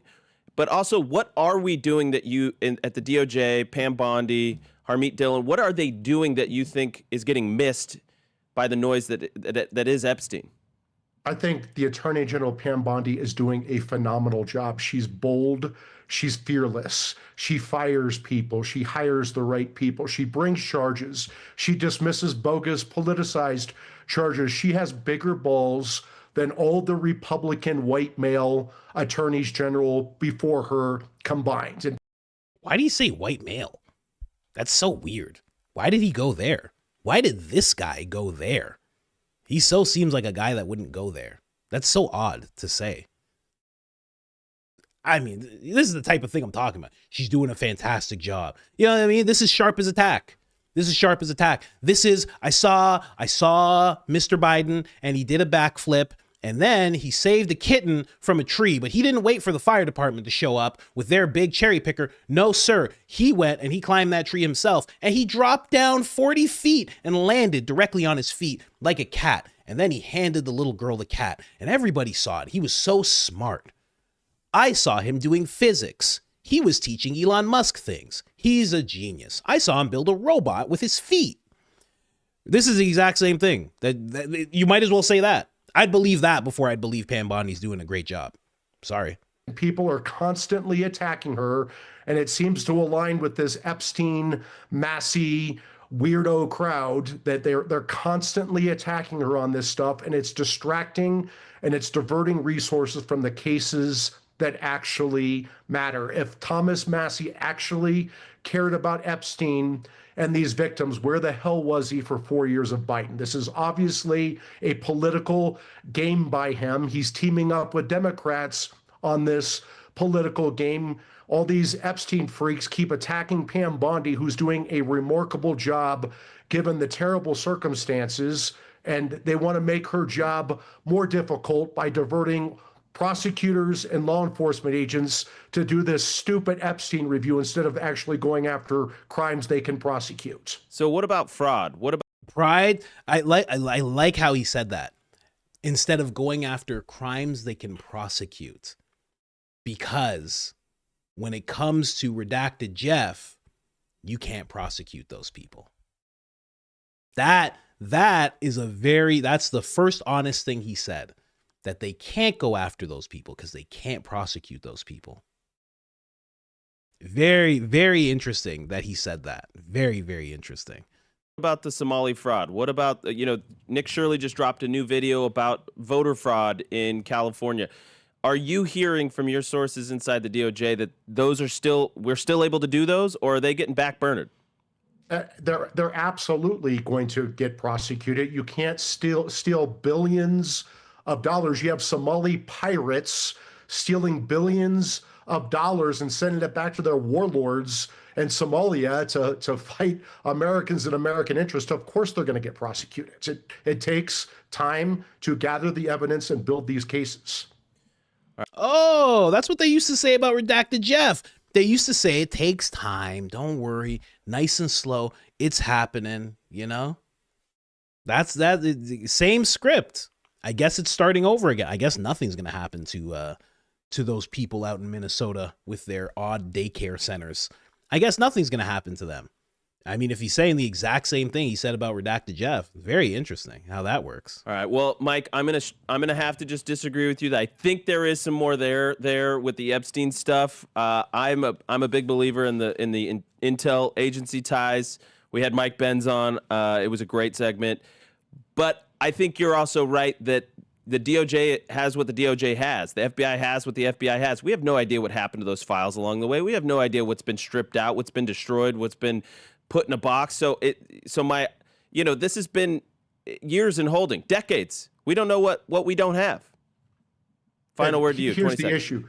If we didn't, do we really think if Democrats had evidence that Trump was implicated in the Epstein thing, do you think they would have sat on that for 8 years when they made up bullshit charges against Trump for 8 years? The Russian collusion hoax, they brought 4 indictments against him. They tried to bankrupt him for non-fraud, but they held back evidence of Epstein and let him win the election last time. Okay. Because the reason that happened, and it's a good point, but the reason that they did that is because if they went to that extreme and went to Trump on that, then it would have been like, okay, is that where you're going? Release them all. Let's see everybody. And then you'd have to start acknowledging that Redacted Jeff wasn't just some boogeyman that wasn't real. And then the Clintons and all of these people who were probably donors to the DNC, probably donors to the RNC, everybody would have been like, whoa, you've gone too far in trying to get this guy. That's why they went after all those ridiculous cases when it came to the now prez. They couldn't go that far because you see what's happening now. There's Democrats and Republicans alike are like, hold on, wait a second. Oh, yeah, I saw the names, but I can't say the names. Sorry, I can't. I don't know. Oh, that whole thing's redacted. I don't know. That's not my fault. I mean, let's blame Pam. Pam did that, right? That's what you're seeing now, right? I don't know. Very interesting that Blake Neff shakes his head no as Andrew's saying yes in regards to the redacted Jeff files. Blake's just like, there's nothing there. These alleged victims. He seems like the kind of guy that would say that, though. He definitely, especially when people like uncovered like the weird stuff he was doing online. He definitely seems like he'd be like, alleged victims. Come on. Hey, listen, 17. I mean, if you go some places in the world, I mean, come on. He's that kind of guy, you know? That guy definitely watches Fresh and Fit. Blake watches Fresh and Fit. If you don't know what Fresh and Fit is, good for you. But Blake definitely watches Fresh and Fit. Loves the Tate brothers. Loves them. Oh, for sure. I'm no doubt in my mind. No doubt in my mind whatsoever. So that's Turning Point. Serving up the Fedslop. Glad that I could bring it to you. I hope you like the way it tastes because that's all we're getting. That's all we're getting. There is no dessert. There's no arrest dessert. There's no arrest tiramisu coming. It's just the slop. That's all you get. Okay? And if you're good, if you decide to be on the good side of the slop, you might get a $7,000 biscuit. But if you're not, then you get no biscuits. You get no arrest tiramisu. Anyway, Baron Coleman working on something here. Oh, is there 7,000 people? Somebody said it's time to celebrate. Oh my gosh, there is. I know Black Poppy. Anyway, somebody said yes. I-97, or sorry, I-75. Yes. Yeah, that is the thing. I knew it. I should actually that would be a great episode for me and my wife to do. Because we love talking about like mystery things. I would love to do that. But I mean, she's super busy right now. But there's a huge lore to that I-75. Huge, like so many disappearances. So many. I remember I was just watching a video on it like 3 weeks ago. And I was like, that's a weird, like I'd never heard of that before. And my wife is like, I think we were on that. And I was like, were we? Because when we drive up and down. We go bottom of Texas, top of the country. We go everywhere. So we may have been on it. I'm gonna avoid it next time though. Baron Coleman says, I'm working on something. I'm working on what I think is really massive in a missing part of the story of what happened on September 10th.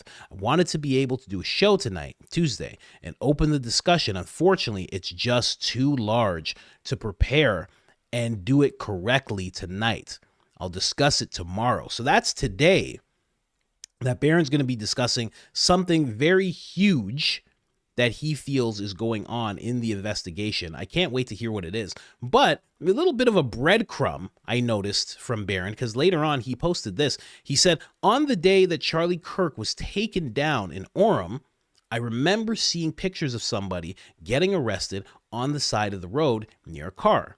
I believe a weapon was visible in the picture. Does anyone remember this, or did I dream it? If it's real, can someone find the picture? I am coming up empty looking for it. Now, a lot of people, I mean, shout out to Baron's community. I know we have some cross community. We must, because there's great people doing great things. So I wanted to show you the main one that first popped up. So this is what he was talking about. So this, as soon as Charlie passed, right away they found this guy. And if you remember the description that I showed you guys yesterday that Baron was talking about, somebody with like shoulder length hair, et cetera, et cetera. I don't know what he's trying to connect here or why he wants this. I assume he's going to be talking about it tonight. And then that was the firearm that they found, right? Right? Looks slightly familiar, possibly, maybe, perhaps, right? So that's what Baron's talking about. So I can't wait to see what Baron has going on. Intellectually honest philosophically consistent. Can't wait to see what he has there. Shout out to Baron. Can't wait to see the show. Somebody has stepped up and they're like, listen, if you need timestamps from Baron's show, I will provide you with timestamps. So I hope that person can actually help me in that regard. Not because I want to start covering like only Baron stuff or anything like that. But yeah, we'll see. We'll see. I would love to. Some stuff that he does in regards to the investigation is very solid. I like it a lot. I know some people, you may feel like this or that or blah blah blah blah blah blah blah. But I like the stuff that he does. I think he's a solid dude. I've talked to him quite a bit. Yeah, he's great. 8 kids. 8. Absolutely wild. I was like, wow. And then the whole time we were talking, I'm like, how old is this guy? I was like, how old is he? Is he 60? I'm like, is he 60 talking to me like he's 42? Like, what's going on here? I was very confused. Thought we were similar in age. And then I'm like, oh, he's 67 years old. Oh, I'm like, that's weird. Anyway, shout out to Baron. Hope you're having fun in this whole thing that you've been doing. I love to see it grow. I told Baron this in our private or members chat. I was the first one to share his stuff on YouTube. I was the first person to share his YouTube channel. I was the first person to figure out who he was, what his name was, go find him on YouTube. When I found him, I think he had just over 1,000 subscribers. And I was like, wow, this guy is going to blow up. And I was right. So most of what you see Baron doing is because of me. Just putting it out there. Most of it is because of me. So you're welcome, sir. You're welcome. Anyway, jump scare. Gotcha. We're still talking about the files, guys. Let's keep on going with the files. Let's just keep on going. This guy is a part of the files, whether he likes it or not. He is a Turning Point endorsed man, Don Huffines. I thought his name was Huffins. Apparently it is Huffines. He is endorsed by Turning Point to be Texas comptroller. And he does own what was known as and is now known as San Rafael. It was known as Zorro Ranch. He has owned it for quite some time, been very quiet about it for years. And now that people have figured out what was going on, they figured out that it wasn't searched. They figuring out that because of emails, that there is possibly remains of people on the property. People want him to open up the doors and excavate that land so they can actually find the people and then find the people who are connected to all of that. And that would be a great help. I've already pointed out that he says that he'd always be open to law enforcement coming. And I always just wonder, why hasn't he just opened the doors himself and said, hey, law enforcement, you forgot to search this place. I bought it. I'm trying to make this place a refuge for people who love Jesus. I want to make it a Christian retreat. I can't have bodies on the property, guys. So could you please figure out if there's bodies here for me? I'd really appreciate it. He never did that. He didn't start even talking about that until he got called out. He was seen as being lying, that these profits went to the profits of the sale when he bought it, went to Epstein's victims. Sarah Fields pointed out that it wasn't quite, I shouldn't say he was lying, but he wasn't exactly telling all the truth. That's how I'll put it. Sarah Fields pointed that out for us yesterday. And then we figured out that lawmakers had just unanimously approved a truth commission with subpoena power. The power to track what was going on the ranch starts tomorrow. Testimony could lead to prosecution, and it all has to do with this ranch because of some wild emails that were found. There was in the 2019 era of emails. And it's just things like Epstein saying like, well, basically there's talk of actual people, right? But then there's this weird coded email where Epstein's just like, oh, you can just kill all the animals. And the person starts naming what the animals are. And they even named Diablo. And I'm like, what? what's going on here? But we'll get into all that. So basically, he sat down with Matt Gaetz. Kind of disappointed in Matt Gaetz for doing this, but if you like him, you like him. So, you know, you're going to help out the people you like. That's fine. But let's listen to this. Now you have plans to take something evil and bring it into goodness, bring it into light and positivity. Tell us about that plan. Well, of course, that is the main reason I bought the property. This was obviously a dark place, and we wanted to put light in a dark place. It always shines the brightest when you do that. My faith is so strong in Jesus, and it really is. And I'm going to make this, the plan all along is to make this property into a Christian retreat. As a matter of fact, it's under construction today. And that's our goal. That's why we named it San Rafael. We named it Saint Raphael, as you probably know, an archangel, and his what he does and helps people with is healing and being the healer, and also blessing those that are traveling. And we think that's really germane to this property. Now you have plans to take. Now, the key thing in what he just said was, okay, the key thing there is that he said it's under construction today. Today. Well, that's interesting. Right after the lawmakers say, hey, we're going to have subpoena power and we're going to figure out what's going on with this ranch. And there might be testimony that will lead to prosecution. So please leave your ranch alone. And then turning points like, hey, listen, this is what you do. You wreck the whole thing and you pave over it. That's what you do. You do it immediately. And then the next day, he says it's under construction. How about that? How about that? 24 hours after this committee's been assembled, he's now actually having the place under construction. Let me guess. Not going to let anybody in because it's under construction. Let me also guess. Already did some excavating of your own, perhaps. Right? Right? And let me guess. You didn't find anything. So we should all stop asking questions. That's probably what we're going to see in the coming days. He's handling it himself. There's already been people who have, especially if you're under construction, this would be actually a great opportunity. There's been people who have offered, like I told you guys the other day, there's people who have offered $1 million. They said, we will excavate it and we will pay for the reconstruction of it. We will make sure to put everything back as it is. We will pay for it. You won't have to do anything at all. He ignored those people. Went straight to Matt Gaetz 24 hours, not even 24 hours after this committee is formed, to talk about what he plans to do with it, and construction's already happened. Sabby Sabs says, anyway, dig up the property and find the body. Anyways, yeah, okay, it's gonna be a retreat. That's great. Can we see the femur bones, please? Can you at all provide us? We're just looking for the bones, sir. That's what we're looking for. Okay? We're not, just dig up the bodies. That's hilarious that she said that.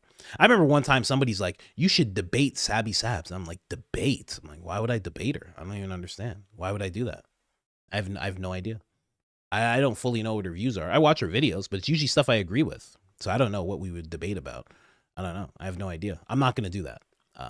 If I start doing interviews again, I'm definitely going to interview her. 100% I would interview her. I would love to sit down with her for like 2.5 hours and pick her brain on some stuff. But this is the reason why people are starting to speculate more and more. This is from an email from 2011, email from a staffer that was at Zorro Ranch while it was owned by Redacted Jeff. He ordered all, it sounds so heavily coded, okay? He orders all show animals be removed from the property, including miniature horses. Is that Ben Shapiro? Is that Ben Shapiro? That's where Ben got the horse from. Miniature horses, pigs, turkeys, goats, and more. Now, the staffer, this person's name is Sarah Kay, says, I don't think J.E. cares much what happens to them. He said, just kill them. This is the same month Redacted Jeff emailed his property manager to bury everything and make sure a cleanup was well underway at the ranch. So it seems like he was just scrubbing the property. Now, if you want that case, that file, right? If you're someone who's looking at the files, this is actually the file number. It is EFTA00562976. Again, it is EFTA00562976. If you want to actually check that out yourself, sometimes you want to actually look at it yourself, but this is actually, the person just rewrote it in the tweet for us, but that is actually what's going on. And you know what, I'll just read this because this was also like weirdly coded and there's a little bit more to it. Check this out. So he says, wanted to make sure you guys knew JE told Wendy to get rid of all the, and this person does it in the actual email, show animals on the ranch.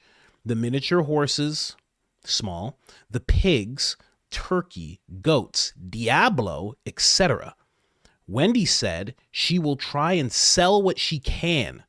I don't think JRE cares much what happens to them, as he said, just kill them. I think the only thing we're keeping is the chickens for the eggs and the horses which someone can ride. That sounds so coded. Now that we know that there's all this code that these guys use, right? That sounds so coded to me, especially when they go the show animals. Like, what does that mean? What do you mean the show animals? It's either it's either they're show animals or they're not. You don't need this part. Take this away. If they're show animals, just write show animals. But the thing is that they're not. They're something else. What are they? I don't know. I couldn't say. But given Redacted Jeff's past, given his past and what we see in these emails, I can only start to conjure up what it could possibly be when he talks about pigs, goats, Diablos, turkeys, show animals, sell what you can. Guy's $500 million. Why would he care about selling a turkey? Why would he care about selling a goat? Right? And he just says, kill them all. They're just show animals. Why don't you just give them away? I don't know. You're in New Mexico. You're near a ranch. Why don't you just go to another neighboring ranch and say, hey, you want these? Yeah, we don't want them anymore. Interesting. Because if you really brought to that second ranch, that ranch down the street, a few miles away, if you really went to that ranch with what those things really are, that rancher would be shocked and appalled. He'd turn white and he'd grab his shotgun. That's why I think. I don't know. I could be wrong. Then somebody tells me, Coach, Dan Huffin's son, Russell, works at the White House Office of Cabinet Affairs. I didn't know that. So, I have no idea what that means.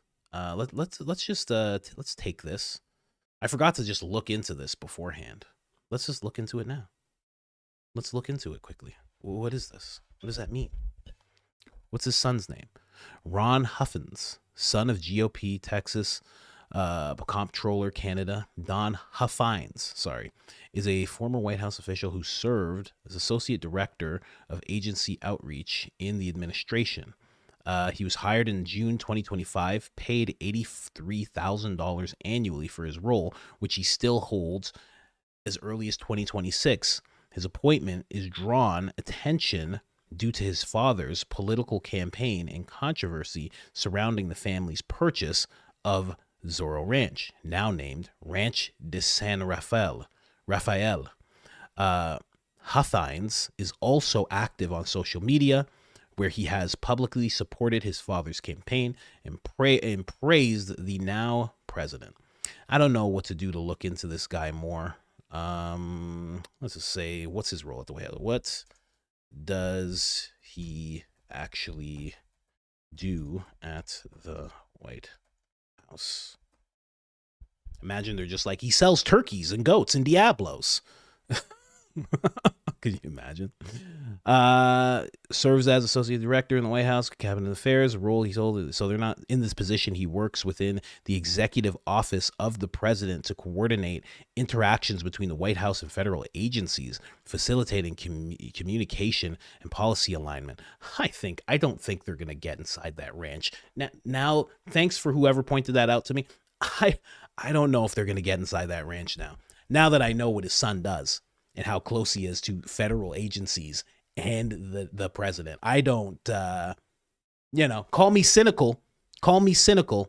I don't think that they're going to get in there. I have a feeling, okay? I have this odd feeling that they may not get in there, okay? Did I speak with Graham's friend? Well, his messages are actually right here. I wanted to see what he actually had to say. I wanted to see if I could actually talk about what he was talking about, Let me just see here. Is there anything that I could read? Let me see. To be candid, years ago, I told him that if I witnessed him misrepresenting others to advance himself, I would take lawful and appropriate steps were necessary to hold him accountable. At that time, I also made it clear that I had forgiven him for past conduct, provided it did not continue. So I have to find out what that conduct is and like what exactly all that is. But I have, the lines of communication are open. So we'll see what it is. Because you also have to make sure that it's not just someone that dislikes him, right? Like it could be someone who just doesn't like him. That is possible, right? I mean, it's very possible that someone doesn't like Graham Allen. It's kind of really possible. So I know. I'm breaking ground here. I know you never heard that before here, but I really do think that. I mean, that is my professional opinion, guys. Now, let's move on to Hillary. Oh, Hillary. Hillary and Bill. Let's go. Let's check it out. You think they have any connections to Redacted Jeff? Do you think so? Say it in the chat if you do. Tell me yes or no if you think the Clintons have any connection to Redacted Jeff. Okay? Please let me know in the chat if you think that is a possibility. I think it's a possibility. I don't know for sure, but I assume that if you go on his plane almost 30 some odd times, that you probably know who he is. Like what? But let's hear Hillary's side because, she's the bearer of truth and justice.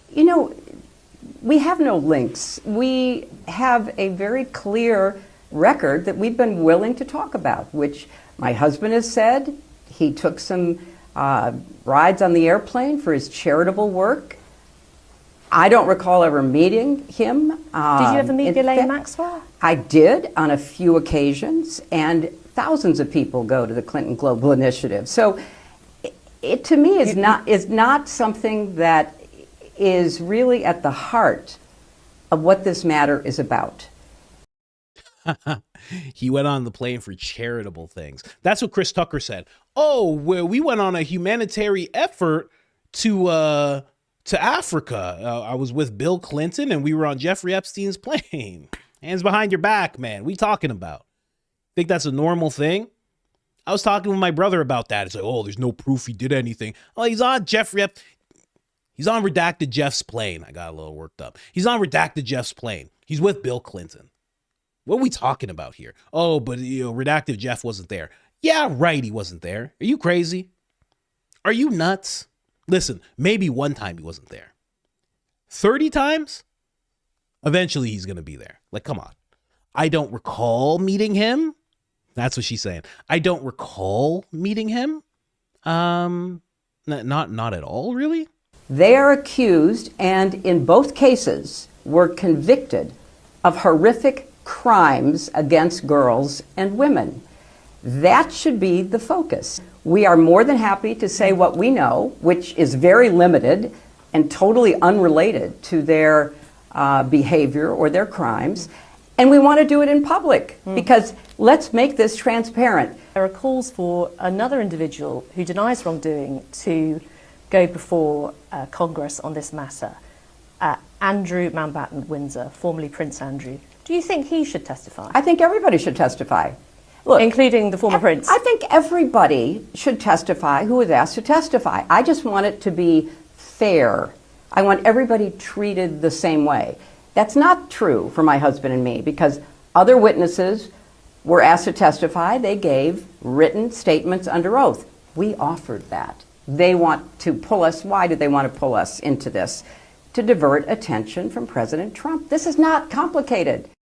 That sounds like a coded threat too. She's like, we just want everybody to be treated the same. So if we're going to jail, you're all going to jail. All right? Because we all stood around the pentagram. We all lit the candle, okay?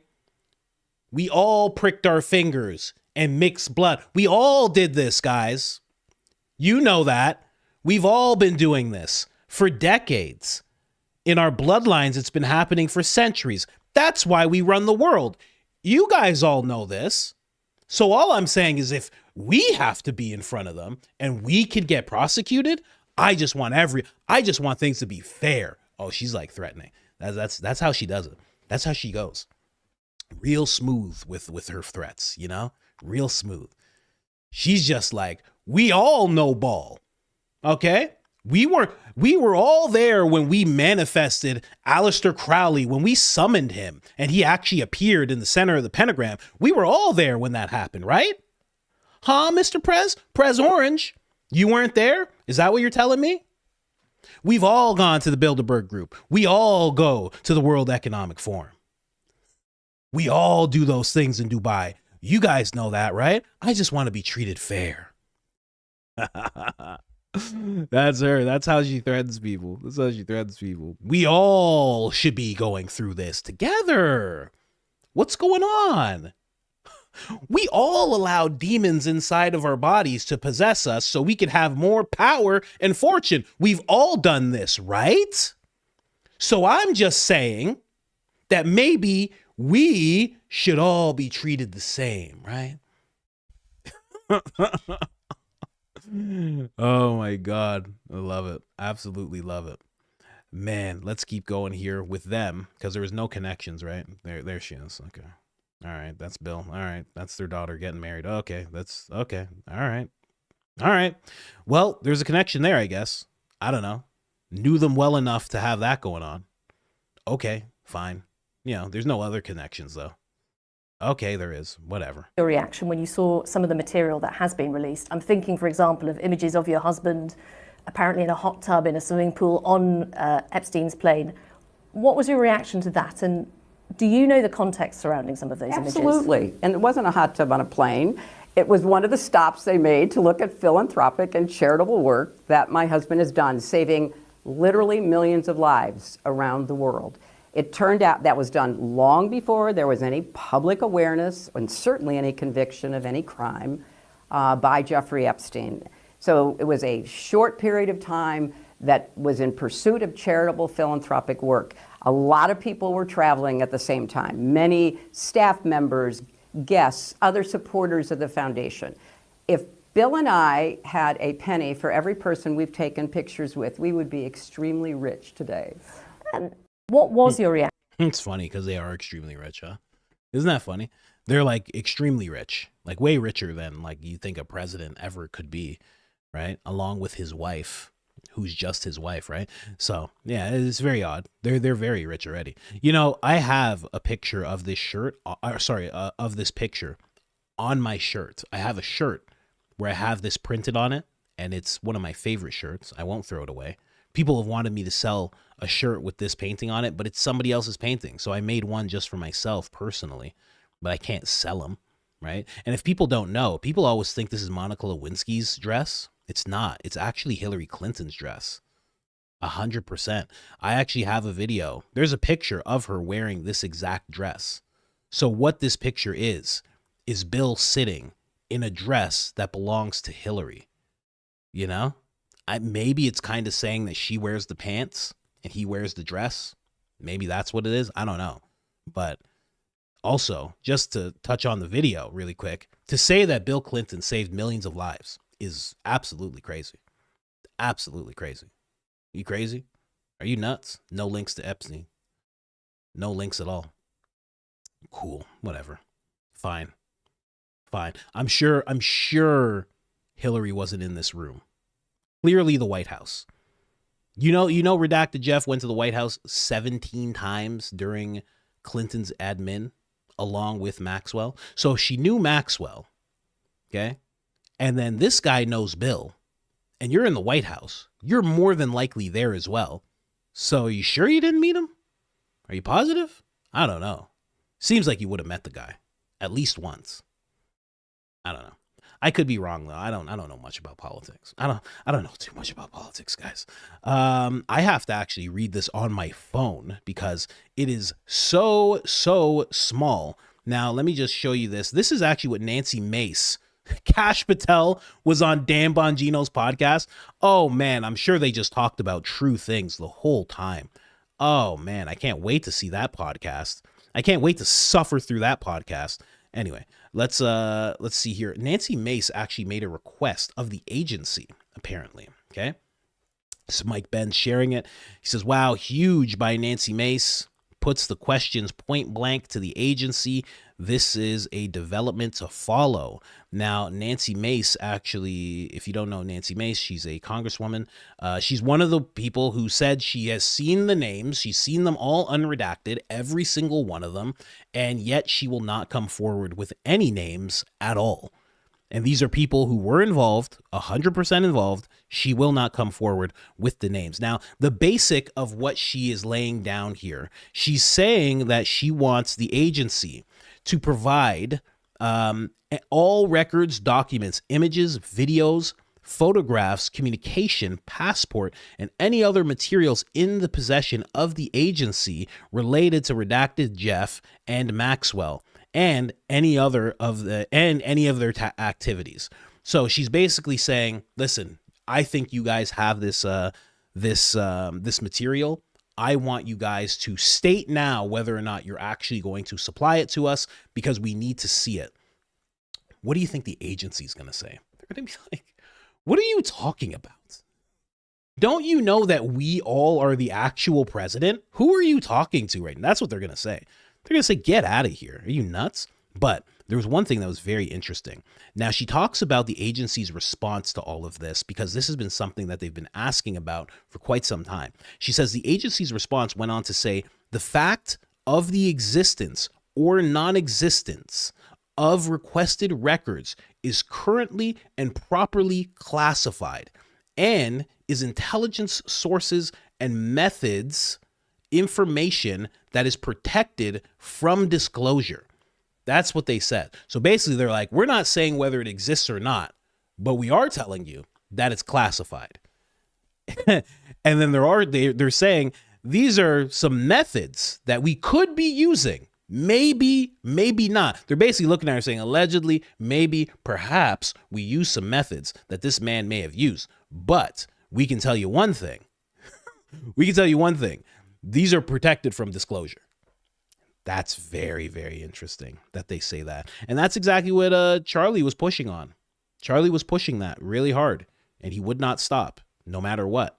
So then it goes on to say, this amounts to a refusal by the agency to acknowledge whether the records exist to link the agency to Redacted Jeff, going as far as to say even acknowledging if they exist or not is classified. So that's basically she's basically screaming at a wall right now. Okay. They're just like, we're not going to tell you whether they exist or not. We're not going to actually provide you with any of this stuff. Now, I don't know why she's doing this. Again, she has the names. She could say the names. She has the names. She could go to somebody, a random person, she could walk up to and say, here's all the names. Bye. Go online and say all these names. Bye. And run off. She could do that. She could do the whole like, hi, I don't want my identity seen by anybody. I just want to, and have like a silhouette. She could do that. There's so many options you can do. You have the names. You could say them. You just don't want to, and you're trying to put it on to Pam Bondi, which it is Pam Bondi's fault as well, right? Then she goes on to say that Redacted Jeff repeatedly referred to entering a skiff. This is not something that you get to enter as there is no regular people that will be put into a skiff. Okay. This is where you talk about things that you can't talk about. So congressmen, senators, they go into skiffs all the time. That is SCIF. They go into these skiffs. They'll talk about things like UFOs. They'll talk about UAPs. They'll talk about the drone situation that happened in New Jersey. And then when they leave the skiff, they cannot release any of the information they were told to the public. It is a very high level place. So he repeatedly referred to entering a skiff. Someone described him or ascribed to him in an InQtel funded project in 2015 email where he writes, it looks like a agency drop. So this is actually Redacted Jeff talking about an agency drop. So she's trying to make a case like, hey, this guy was connected to you guys, and you should at least provide us any information that you have, since he was this crazy deviant and nobody really likes him, right? And the agency's like, I'm not going to lie to you. We kind of liked him. You know what? I'm not going to lie. We liked the guy, actually. He was pretty good. He blackmailed everyone we needed blackmailed, and they all listened to us, okay? He was a saint, okay? In these agency headquarters, he was a saint, Mace, okay? And we're not just going to turn over everything that he had. We're still using it, duh. We're still using all of it. What are you guys talking about? We're not giving you any of this. That's exactly what they're doing. Anyway, so that's Nancy Mace. That's basically that. I think those were the most, like, it's a long letter, but those were the most, like, those are the things that stood out the most. Also, Redacted Jeff had a contract with powerful diplomats, including a former agency director, William Burns, and representatives of foreign govs, including a UK official who was recently forced to step down after it was revealed he gave Redacted Jeff confidential financial information. So that just happened. Yeah, that's basically the stuff that stands out the most. And then she just says at the end, we respectfully request that the agency search all records, classified and unclassified, to identify any records relating to Jeff and to Maxwell, and those records be made available to us to review. Further, we believe any records which may exist to the maximum extent allowable by law should be disclosed to the public. So even she's saying, listen, give us what you can. Obviously, there's some stuff you can't give us. That's fine. I mean, what are we going to find out? If you're playing with them like that, if you're allowing that type of thing, what are you really going to find? You know what I mean? I don't know. Pretty wild. We'll see. And we'll see, because it is a big thing to do for her. You know, I do like poke at her because she knows the names, but at the same time, I can't tell someone to go get sued or to risk their life. I can't be the one to say that she should do that. But I don't know. Like, what would you do?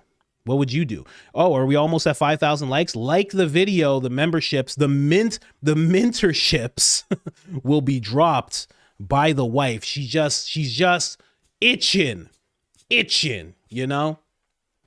We've been sick. We haven't been doing much. She's just itching to just drop a stack on those memberships. Anyway, that's what's going on with her. Let's get into these super chats, ladies and gentlemen. Please like the video. Please like the video. Please like the video. It helps tremendously. Only 1,500 more likes. Oh, guys, come on. There's so many of you here. Hit that like button, guys. I mean, what are we talking about right now? You hit that like button. We're going to get memberships. We're going to get the memberships flowing, right? Anyway, let's see what we can do here in regards to the super chats. Dun, dun, dun, dun. Oh, Mint Daddy crew right at the top. Welcome, Carol Day. Appreciate you. Red Kirch. Is that how you say that? Kirch. Welcome to the Mint Daddy crew. Lisa says absolutely nothing. Just chilling, fly on the wall. Moira, Hi, just wanted to say I saw the new Boach Ballin' hit this morning from AD Fleet. Great stuff. Thank you so much. Definitely check out Fleet's channel, doing incredible things. Jamie Abbott. Oh no, are you related to Greg Abbott? Am I in trouble? Mr. What is that? M Tulis? Okay. Here. Oh, Cody, what's going on, Cody? Ever since I've messaged you yesterday, I've had people contacting me claiming to work for you. I sent you more information. It's easier for me to explain over the phone. I have all your information, all the things that you sent me. I actually have. So when you message me on Instagram, that's where it is. You don't have to. I mean, sometimes I get too busy, so there are people who help me out. Lance is the main person, you know. If I'm Joe Rogan, then Lance is Jamie. That would be the person to like. If somebody works for me, that it would be Lance. You know, Lance works with me, so that would be the person above all. But yeah. Don't worry about it. I have all your correspondence here. I'm reading them. And we'll talk more today. I just get really busy trying to prepare for the next show as soon as I'm done. Thank you so much for the shout out, Cody. Jamie Abbott just joined the Mint Daddy crew and my first live. Shh, I'm also working. Thanks for fighting the good fight. You should watch Al of Amazing Mikey. I think you mean All of Amazing Mikey. Is that what you're talking about? I think that's what you mean. Shout out to the Mint Daddy crew. I just realized Erica, before married, used her mom's surname, Francis, not her dad's. Weird. I think her dad is Kent Franzi, or however you pronounce that name. I think that is her dad's name.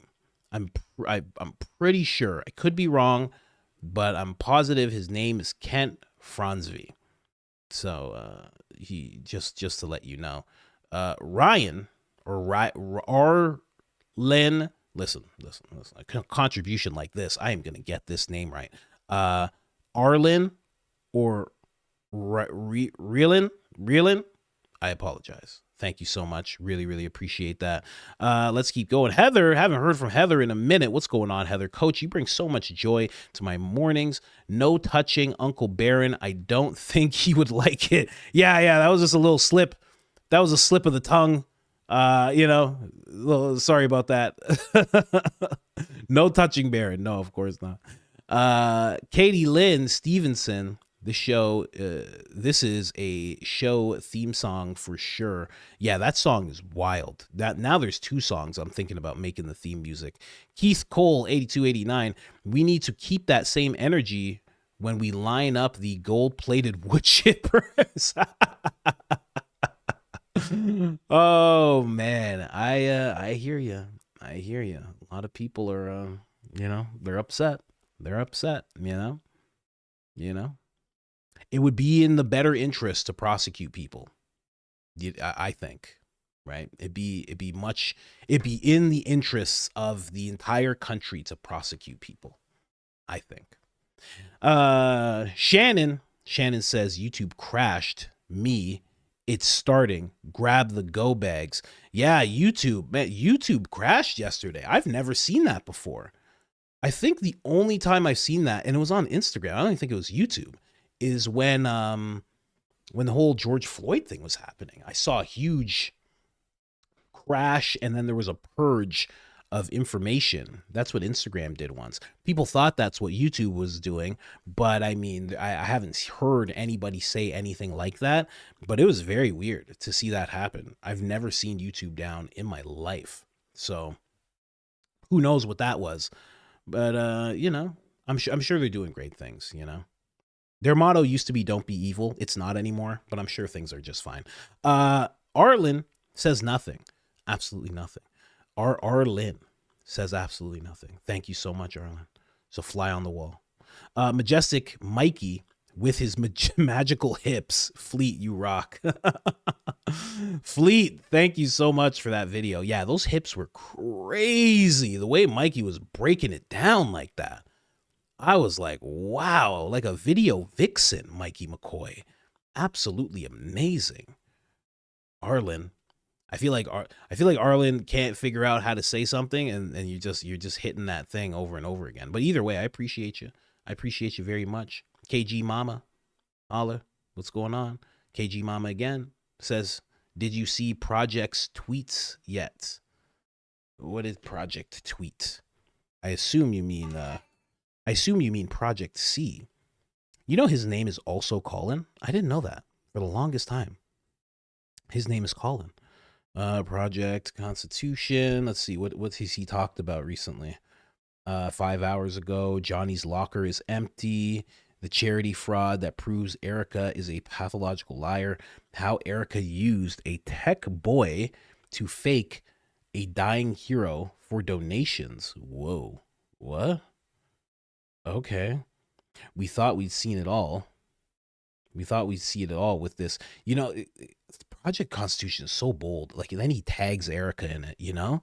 He just doesn't care. It's wild. We thought we'd seen it all. Let's just throw this up on the screen. Hold on, guys.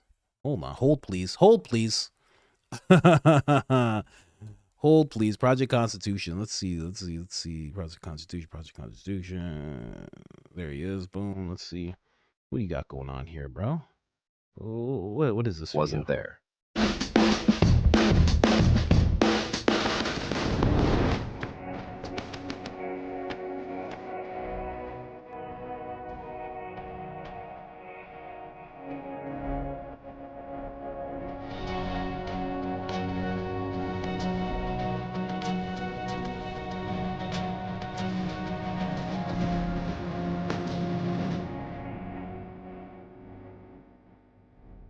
Today marks a day of renewed hope for all those who have put up the fight for their life.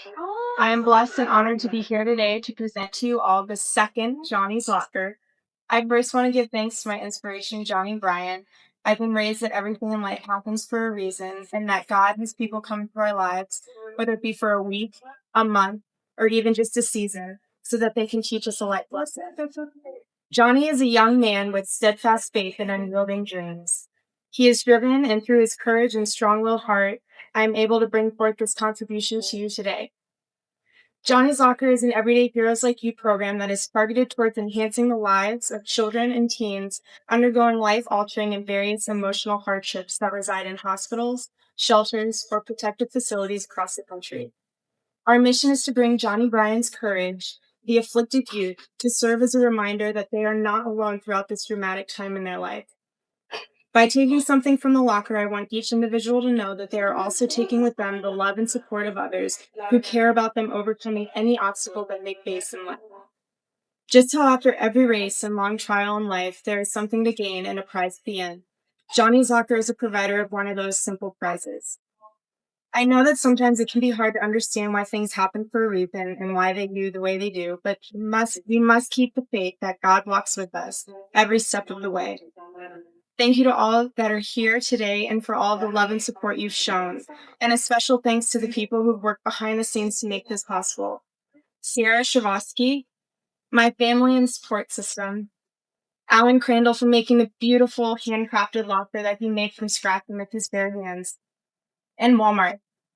This dedication of honoring a young man who is someone to look up to for all ages would not have been possible. Thank you all. God bless. So it turns out the picture is not this Johnny person she's talking about. It's someone else.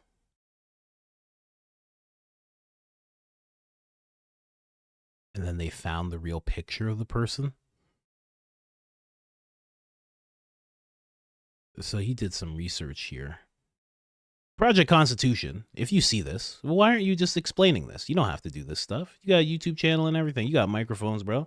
You can say stuff. You can say stuff. You got a voice, man.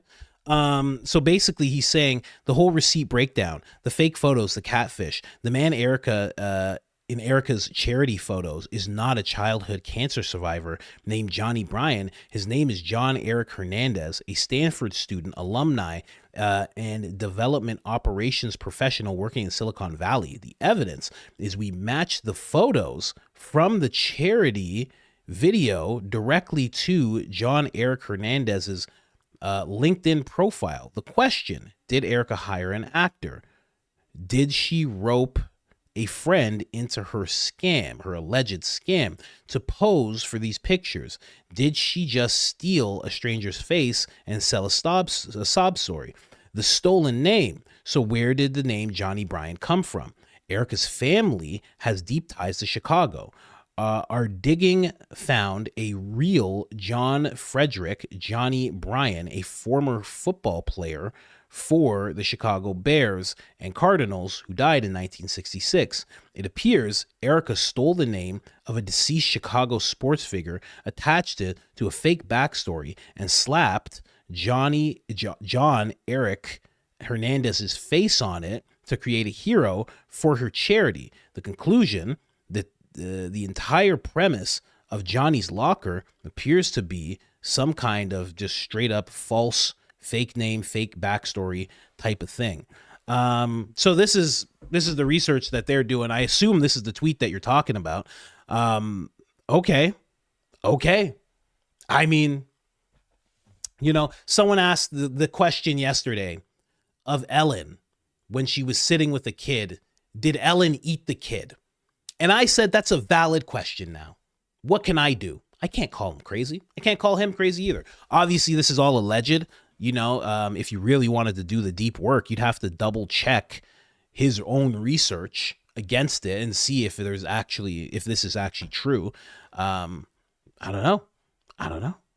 That's pretty wild. I assume that's the tweet that you're talking about. I don't know what other tweet you could possibly be talking about. But yeah, I have seen it. I have now seen it. I'm sure there's more though. Project is constantly posting. Coco Chili is an anagram for Coach Colin. Very fitting. Keep up the above adequate work. Thank you. Full of disillusion, or disillusion.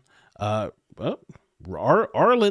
I'm gonna call you Arlen. Arlen, like where Hank Hill's from. Not a real place. Liam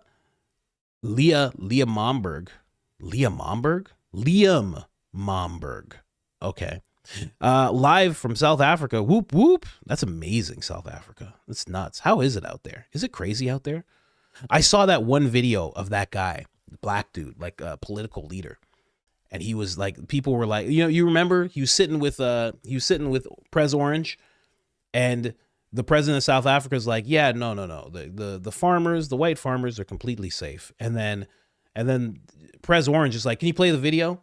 And then you see this guy singing about white farmers. And he's like, what we are going to do. Brr, bah, brr, bah, brr, bah. And then in his language, he's like singing, kill the white farmer. I was like, oh my God. What? Crazy. It was a crazy thing to watch. And that president is just sitting there, and Pres Orange is just sitting there like, and he's just like, brr, bah, brr, bah, because he's simulating gunshots. I was like, what kind of place is South Africa? I'm sure it's not like that everywhere, but he had a lot of people singing that chant with him. I was pretty surprised. Tammy Lee, a mint daddy, thank you so much. Melanie says absolutely nothing. She's just chilling. Coco Chili, I meant. Better anagram.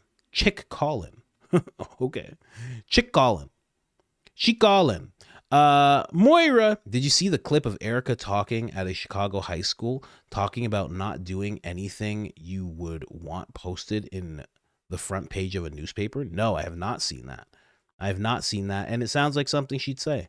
I mean, if anybody's learned that better than, who has learned that better than Erica Kirk?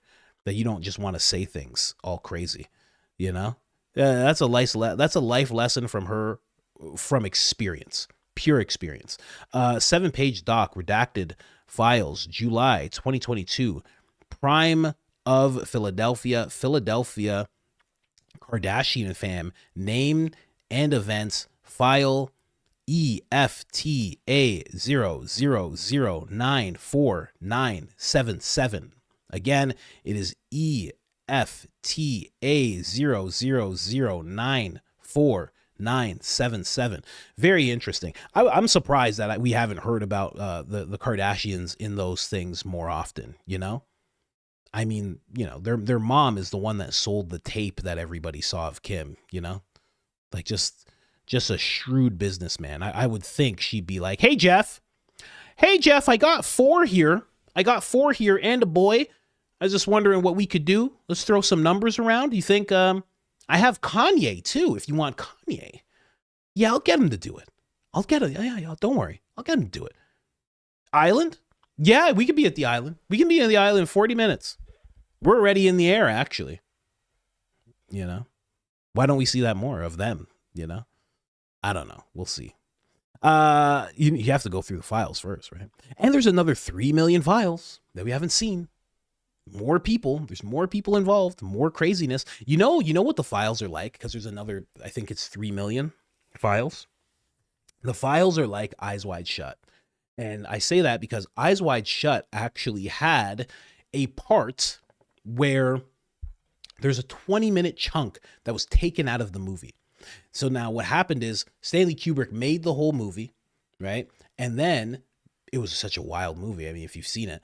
And then he suffered a heart attack, completely legit, absolutely untampered with. He passed away just days before. Now, he had it in his contract that when he makes a film, there is nothing that can be taken out or tampered with or anything. It was a clause that he had because he was Stanley Kubrick. He was one of the greatest to ever do it. So if you wanted to work with him, that was what you had to go with. So he had complete creative control. Now, he passed away, and they just said, shh, let's cross that part of the contract out, and let's take out this 20-minute chunk of the movie. Now, if you've seen the movie and you see what they put in there, there's clearly something missing. There's clearly a crescendo moment that Tom Cruise is supposed to go through and see, and that's why he's supposed to be so scared of these people. It's not just supposed to be that he goes to some party and then some lady, you know, who's like one of Redacted Jeff's ladies, ends up passing away and he sees it in a newspaper. It's supposed to be way darker than that. You know, and also he sees that party where everybody's slamming everybody, you know, that the whole party with the guy with the mask and all that stuff. I mean, it's crazy, but he was supposed to see more, and they cut that part out, whatever it was, because it really spoke to, I think, what's going on today with Redacted Jeff and all the stuff we're reading about in the files. So I say that the files are like Eyes Wide Shut because those 3 million files are like that 20-minute chunk. And we're supposed to see that. We're supposed to know exactly what it is that they're doing. We're getting little hints of it throughout these files, but there's so much more. And if that's what they were willing to show us, imagine what they weren't willing to show us, you know? Anyway, that's my TED Talk. I came in late in that Mikey McCoy video. If you just came in without the intro or anything, you saw that? Oh, man. That's wild. Coach, you forgot to give me credit for my inmate. No, I didn't. Did I? I didn't say that you made it? The inmate Erica Kirk that you showed on the show over the weekend. Oh, maybe I did. If it was a recorded video, I'm usually like in hyperdrive when I do the recorded video. Cat Autocrat. Oh, man. No, there's no way I didn't give you credit. Really? It was a picture of Erica dressed as an inmate, and she had a tattoo on her forehead that says "Grieve Different." For those of you that didn't catch the weekend shows, Cohen Film, and shout out to you. Thank you so much, Cat Autocrat. Keep those memes coming. Bring me more memes, sir. We have to pull you into the Discord, I think. We thank Merrick Garland and Eric Holder for their work on the Einstein files by releasing them. Yeah. How do you say this? Lance Charles? Is that how you say that? You're using threes there. Lakeside Mall used to have a giant-sized breakfast playground in the center. All the kids would play on giant breakfast foods. Really weird. Lakeside Mall in Texas? Is that really? That's like the mall with like a Build-A-Bear, I think. Are you talking about Texas? I feel like there's a Lakeside Mall in Texas. I'm pretty sure there is. Am I tripping out? I feel like we go there all the time. Is there a Lakeside Mall in Texas? Am I tripping? You guys know what I'm talking about now? I don't know. Somebody's hearting it up. I must be somewhat on the target if somebody's hearting it up the way they are. I mean, yeah, I didn't know about that. I had no idea that was a thing. Anyway, Mamma Mia. And shout out to this person. Did I say your name? Lance Charles. Shout out to Lance Charles. Mamma Mia, can we take a moment to just say his video said nothing? I was listening with an open mind, but I was waiting for an hour of something substantial. Which video? You gotta tell us which video. You know how many videos we just watched here, lady? This MFer is a liar.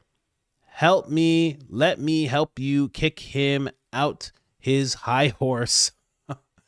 He even lied as a recruiter for the National Guard to get people in service. Now, this person is either talking about Charlie Kirk or they're talking about Graham Allen. I'll let you guys decide who this person. Maybe he's talking about Candace. Is he talking about Candace? No, he's obviously talking about Graham Allen. Okay. Well, tell me more about it, and we'll go from there. The Veiled Reckoning. I don't know if he will ever see this, but it's worth a try. I don't know who that guy is that's looking through the files, but I want to help. Okay, that guy. I don't know who that guy is either. I have no idea who that guy is. But I want to help. I've been doing the same thing, but I'm only one person. We'll be able to do more together. Find me. Yeah. Let me see if there's nothing that pops up for his Instagram, or sorry, for his TikTok. So I don't even think he's on TikTok. Does Project Constitution say who this guy is? Shell companies, conclusion. Oh, William Bass? Is this who it is? Let me see here. It might be someone named William Bass. Nope, it's not. Yeah, I don't know, man. I'd have to ask around to see who it is. But when I find out who he is, I will let you know. Because yeah, man, he might be wrong about a couple things, but he's willing to put his head down and do the work, and that's more than half the battle. A lot of people don't realize.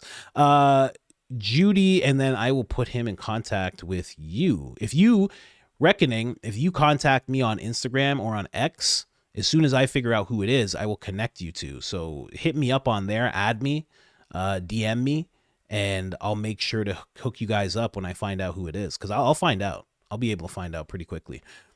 Judy Bowmanart. At first, I didn't even know what Black Poppy meant. Now I start moving my hips like Mikey McCoy. Oh, I love that. Crack me up. My pups have no idea why I'm laughing out loud alone in the den. My art is on Instagram at the same name. I feel like I've seen your art. I feel like you might have messaged me or followed me. I might have seen your art already. But keep moving those hips in honor of the great and majestic Mikey McCoy. Tamalee clubs all over the valley used to recruit young girls from AZ Mills to work the door as a soft intro and lots of cash. I could see that. Yeah, I could definitely see that. For sure. Just like security. You said, like, I was a security guard for a while. They recruit big guys. You're a big guy, you're 250 pounds, you're working out every day. They're like, hey, you want to do security? You want to punch someone in the face? And you're like, I guess so. I don't know. For money, I guess. They're not allowed to punch me back? Okay. So I guess it's the same kind of setup, because it is often poor guys. It's guys who don't have a lot going on, don't have a lot of money, and they're like, hey, you want to get in the face of danger every day and get paid minimal for it? And it's like, okay. This is America. Cohen Films. This is America. Britain has a nanny state. So does Australia. We have the Second Amendment. We can be arrested, enter at home. You can be arrested, enter at home in the UK for a Facebook post. Oh yeah. There's been I think the number is very high. I want to say 6,000 people have gone to jail for Facebook posts in the UK. And it's not like, oh, they went to jail for a day. It's like there's some people who went to jail for years. Like I think one guy did almost 2 years for some posts that he made on the internet. Yep.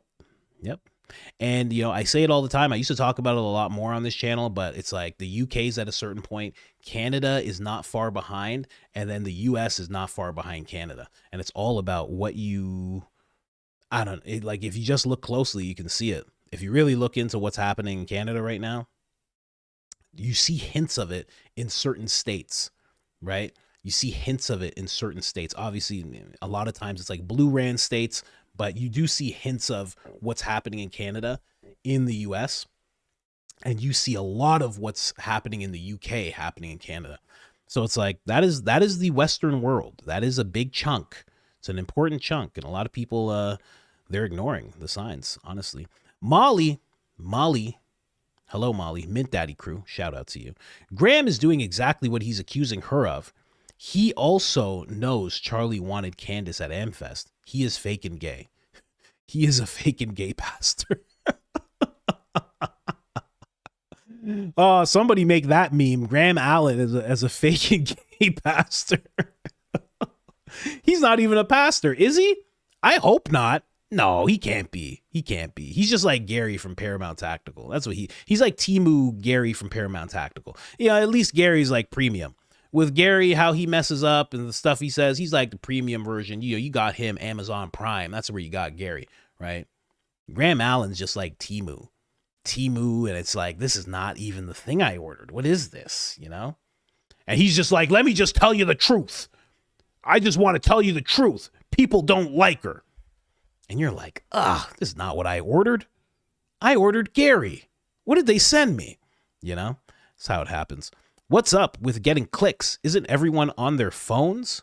Who's using a mouse? That's such a funny observation. Why are we saying getting clicks? What is with these people talking about getting clicks? I don't understand. Then the Seinfeld music plays. Boom, boom, boom, boom, boom, boom, boom, boom, boom, boom, boom. What is these people? Who's using a mouse? Who are these people that have a mouse on their cell phone? Great observation, though. Great observation. You're 100% right, by the way. The snooze button has been overused. Julie loves Yoda. Hello, Julie. The snooze button has been overused. I don't use mine anymore. I can't because I don't want to miss you guys. Janine Bakes, that one comment to Candace from Stu Peters. Have you ever watched him on Rumble? Explicit content, a lot on Candace and even more on Philadelphia. Oh yeah, I know all about Stu. Believe me, I know all about Stu. Yeah, he's a wild boy. He's a wild boy for sure. Girl with the voice. Hello, girl with the voice. What's really funny is that nobody knows who that woman is. Just a blonde head. And listen, sometimes that's all you need. That's probably why they reached out to her, honestly. I mean, let's be sorry, Yoda, but Bill. Sorry, coach, but you hugely insulted Mika by calling Blake Mika. I don't like her, but that was mean to her. Blake is creepy as hell. Mika has her creepy moments because she doesn't talk a lot. Her and Joe are always like this. They always like move their heads towards each other like they're sharing a brain. She has her creepy moments too. But she wasn't in the files. Shout out to her and Joe. They were not in the files. Joe did have that one intern that was under his desk and passed away and everything, and there was this whole thing. But other than that, he was not in the files. So, Coach Colin, go Max! Short Coin. Shout out to Short Coin. I've seen you before. Clemson Koozie. That's not a good side. And a third party will never work because they'll bring Bing Bong. They'll bing bong anyone who seriously gets in the way of the establishment. I like that code word. You don't want to get bing bonged, right? You guys better leave Hillary alone before someone gets bing bonged and added to the bing bong list. She has a long bing bong list. Everybody knows that. I hear you though. I hear you. I mean, the third party thing's hard, RFK eventually had to just merge with the Republicans, right? It's hard. And a lot of times they acted like RFK didn't even exist. There was like one time where he won all the votes in the primary. And then they're like, well, you're not allowed, so we have to give him all to Biden. It was a real thing. It was really weird what they were doing to him. They just acted like he didn't exist for the longest time. Prime Philadelphia, fam Kardashian named in 7-page document in our redacted files. Yes, that redacted name again. I will read it again. EFTA000949977. I'll have to look that up. I have to look that up and see what they were doing. I mean, they were probably doing some freaky stuff. I mean, they're already ready to do whatever on camera. Could you imagine? Billionaires throwing stuff? Billionaires throwing money at that family? Ugh, the things they did probably. Allegedly, possibly. Greg Pie? This guy's kid must wear bags on their head at school. My new book, The Voice of the Heart, Greg Pie, spills the goods on this war against humanity. Amazon will be offering it free as a Kindle download on Friday. Okay. All right. Well, thank you for letting us know, Greg. This war against humanity that you're raging against. Love to hear it.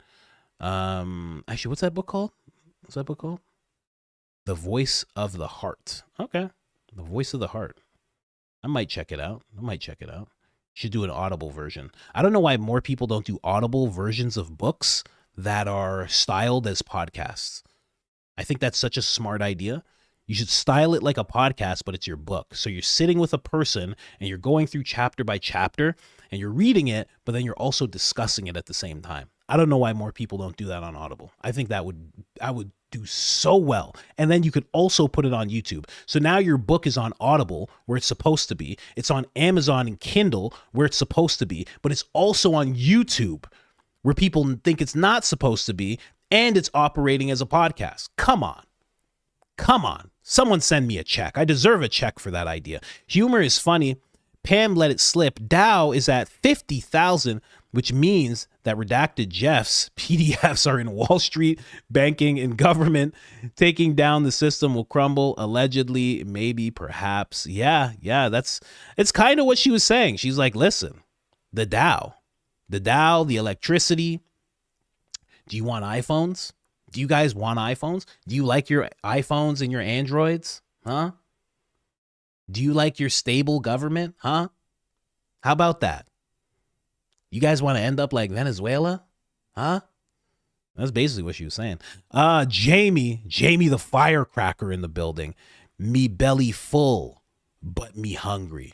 We gonna dance to Ja music dance.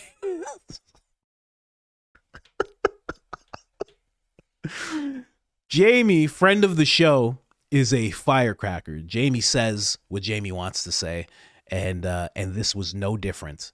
Thank you very much, Jamie. Me belly full, but me hungry. Listen, that is the story of my life. 100%. George Diner. How dumb and gullible do you have to be to misrepresent this verse? Matthew 5:19. But whoever shall do and teach the commandments shall be called great in the kingdom of heaven. Yeshua, a.k.a. Jesus. I don't know. Did anybody even talk about a verse? I don't know. Did anybody even read a verse this time? I don't know. I didn't say a verse. I showed you guys verses that were on my computer. They're always there, right? They're always like right there, right? But I didn't actually read them to you. I don't know. Anyway, Julie loves Yoda. Not much money to give out right now, but please, if you can look into Between the Streetlights and the Red Lights. What is that? I don't even know what that is. Is it a book? I don't know. Between the Streetlights and the Red Lights. We'll see. I love voice to text way too much. I'm losing my ability. Okay. Oh, okay. I'm glad I didn't look this up on the computer. Yeah, okay, I see what you're saying. I see why you want people to look into that. Wow. Okay. All right. Thank you, Julie. Appreciate you. The smutty truth. Please dig into Mark Carney ASAP. Us Canadians need reporters like you. He's connected, and so are so many liberals. Please help me dig. If you don't have access to web, yeah, I guess I'd have to look it up for you. I should look that up because he has pictures with that person, with Maxwell, and like he for sure knows them. I don't know. I'll have to look into it. Did you know Graham Allen used to recruit for the National Guard? Find some of the people he recruited and find some more of his lies. I did not know that he used to recruit for the National Guard. I had no idea. I had no idea what he did. Whenever I think of someone who has served, I always just think that they were in Afghanistan and that they were just in those terrible situations. And that's usually just what comes to mind. I never think of any more remedial positions where you're just recruiting. I never think of that. I always think of them with, and they got the American flag patch, and I always just think of that. But no, I did not know that about him. Mountain Man Carpenter, welcome. A true mint daddy. A mountain man and a carpenter. Absolutely amazing. Some guy on the web. The Mikey McCoy dancing was pure gold. We aren't worthy. None of us are worthy, and that's how grace works. Okay? There's grace. You cannot earn the grace. The grace is given to you, right? Even as a sinner, you still receive the grace, and that's why it's so beautiful. That's what Mikey McCoy's hips are like, okay? You don't deserve them, but you get them anyway because he is good. He is self-mastered. EK was trying to help an underprivileged girl. Yeah, Eddie Murphy was just trying to give that man, right? Some people aren't old enough to know about Eddie Murphy's escapades when he was just riding around picking up ladies, quote unquote. A lot of people don't know about that when it comes to Eddie Murphy. Yeah, he got caught doing that. I think he got caught doing that like twice, where he was picking up a lady and then somebody like got a picture of him. I don't know. But apparently that was a thing he was into, AC movement. Thank you very much for that. Yeah, it is very similar in that way, right? Tim Joe Mint Daddy, what's up? Do live polls in the chat to get our opinion. Yeah, I got to learn how to do that. I saw Baron do that the other day. I think it was last week. And I was like, how do you do that? I got to figure that out. You're right. Nemo Riddle. Okay, I got it. I figured it out. You and Elon heal my soul, not letting this go. Survived from the ages of 2 to 11, although not this case. Jesus assures me justice is in his hands. They can kill the body, but not the soul. Thank you from the bottom of my wounded heart. Thank you so much for that, and I'm so sorry that you had to experience stuff like that. It's tough stuff. Jamie, oh gosh, this is going to be heavy contrast from that message to this message. Here goes. That Hillary can lie like no one else about the most awful things that she caused. She is yelling at the reporter. Poor Hillary, always in the middle of some controversy. Does it matter? Oh, that was actually laid back from Jamie. That was more laid back. When I see that much writing from Jamie, I'm like, oh gosh. I'm like, oh, here we go. But yeah, no, you're 100% right, Jamie. It's in her blood to do that. She's just built like that. She's like Nancy Pelosi, right? It's just in them. As for Hillary, where's Anthony's laptop? Yeah, right? Where is his laptop? What was going on in that laptop? You ever see Anthony Weiner with Patrick Bet-David? Oh, it's nuts. Patrick Bet-David starts, before he like became like a Philadelphia show. He starts talking to him about Hillary and Bill. And he starts talking about the list, and he starts talking about all the things that people talk about circulating around that family. And Anthony goes nuts. He goes nuts. They start arguing. You've never seen Patrick so mad. And they're just going back and forth, and it was wild. But Anthony, when those questions came up, Anthony was answering and acting like he was fighting for his life. He was like, I cannot say the wrong thing right now about those people at all. And Patrick was really pushing him really hard. Mint Daddy, Polite Dark Damage, Mint Daddy, Omar, Mint Daddy, thank you so much. Hit that like button, guys. Lucky One NY says nothing, just sends a sticker with a beautiful little fox kissing a heart. Thank you so much. Let's celebrate their first super chat. Is that you? Is this you? Is this your first super chat? No. Little Saigon, I've seen you before. We're really wishing Charlie just married a nice waitress from Applebee's. Yeah, I'm telling you, someone from church, man. Go to church, right? I already met my wife before I started going to church. But it's like, once you go to church, you find somebody nice, man. You find somebody nice in the community, DDV00. In your last live, you were talking about dreams and how Charlie told Candace he was betrayed. Look to my left, and the wedding picture, Erica is on the left, and the picture was moved from his office. Coincidence? Huh. That's interesting. It was on his left. Yeah, because it was over his shoulder. It was over that. Yeah, you're right. That's interesting. That's very interesting. See, little things like that got to get to Candace, Like, I don't think Candace realizes that. That's something to talk about, It might not be a connection, but it is something to think about, right?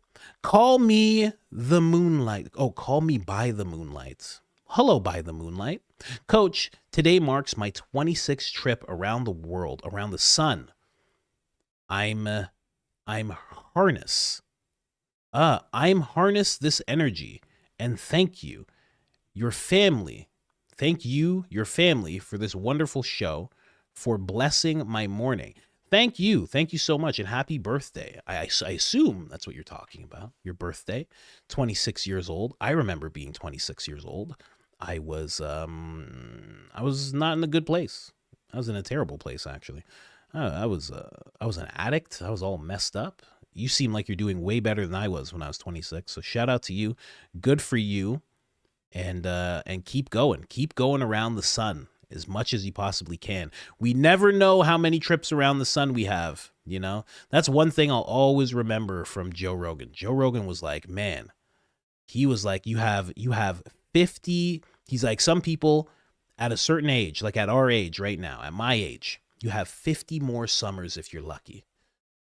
50 more. And I was like, wow, I think about that all the time. Think about how old you are. How many more summers do you have? How many more winters?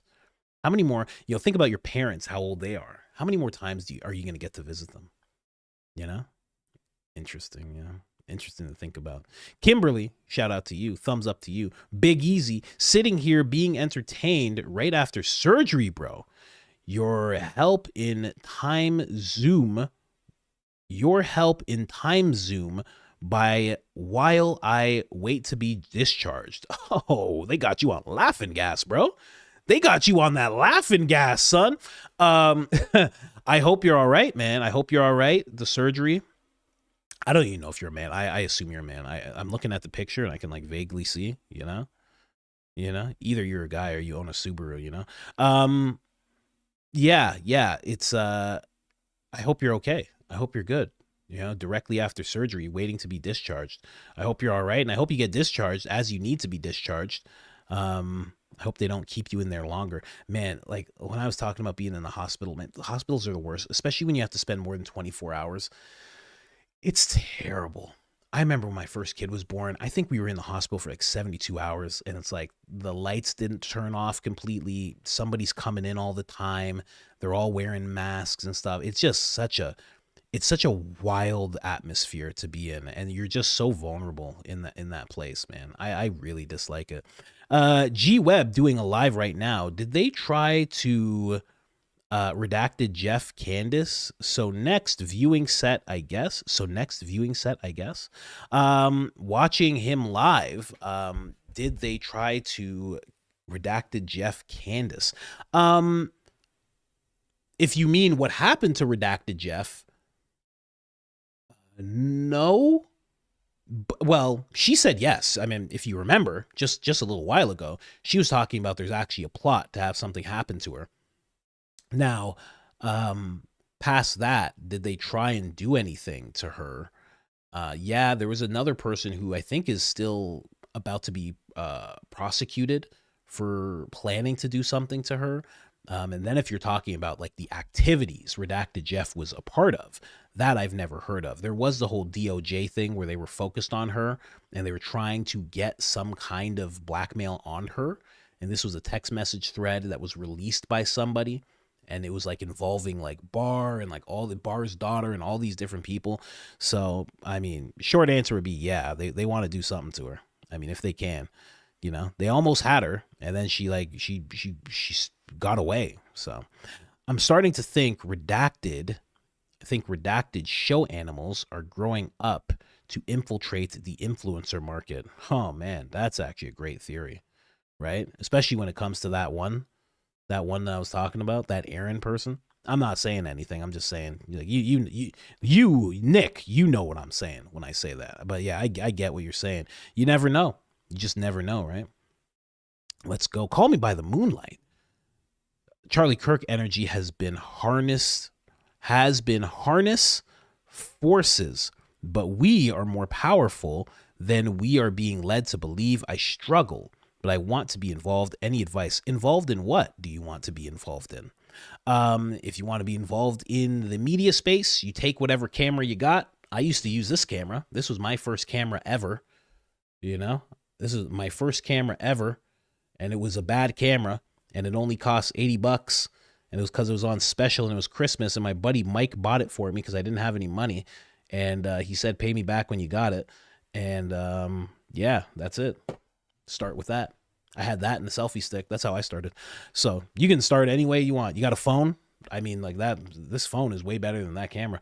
You got a phone? Get started. Start talking about the things you want to talk about. And I definitely believe that we are more powerful than we're led to believe. I wholeheartedly believe that. They don't want us to know that we are just these divine beings who have such incredible amounts of power. Jamie's back. We don't know what Jamie's going to say right now, guys. Okay. Just brace yourself for Jamie. Coach, you are so right about Eyes Wide Shut. The movie was not good, but it's because something is so missing. Daughter was interviewed, said little kids were what was edited. Yeah, it could be something like that. It would have to be something like that, because at the end of the movie, if you notice, they're in the toy store. They have their little kid with them, and then two men walk up. The little kid starts to make her way away, and then she's kind of walking and led by these two men. These two men that are just like in black suits, and they just kind of look at each other, and it's like they're happy, and they just kind of smile. But it's like, where did the kid go? Where was the kid going? Is the kid coming back? It's very weird. So that would make a lot of sense. That would connect. That would make the ending make way more sense, right? And it would also make the scene where there is a woman. I'll say woman, but if you've seen the movie, you know what I mean. There's a woman. She's with a guy, and then it seems to be her father comes, sees the guy, sees what's going on. He's mad at first, but then you see another scene where it seems like he's happy with what's happened, because he now realizes that, I wish I could show you that man. He kind of looks like Howard Lutnick. He kind of does, now that I think about it. He's kind of happy with what happened because he realizes, oh, like it seems like there's some financial incentive that has been given to him, and he's okay with it now. That would make that scene make way more sense as well. So, because it seems like he was touching on the underbelly of the elites, right? And now that we have all of this knowledge, it makes way more sense that that's what he was trying to show everybody, because he showed almost everything. And that would really tie it in. You know what's also missing from that whole thing, Jamie? You know what's also missing? This director, Roger Avery, he's a director, real film buff, and he knows people who were involved in the making of Eyes Wide Shut. He says that there's a narration missing. He said that there's supposed to be a narrator throughout that entire movie, and it's missing, which is why so many parts of it feel so light, because there's supposed to be someone narrating everything that's being seen. But whoever that narrator was, they were saying a lot of stuff. So they just cut the narration out, cut out that 20-minute scene, and you're left with that movie. But you're wrong. It was a good movie. I think that was a crazy, amazing movie. I mean, it lacked a little bit, but it was incredible. But I love Stanley Kubrick. I think everything he does is great. Polite Dark Damage. A small inbox disturbance from me is expected shortly. Okay. Thank you very much. Just warning me. Okay.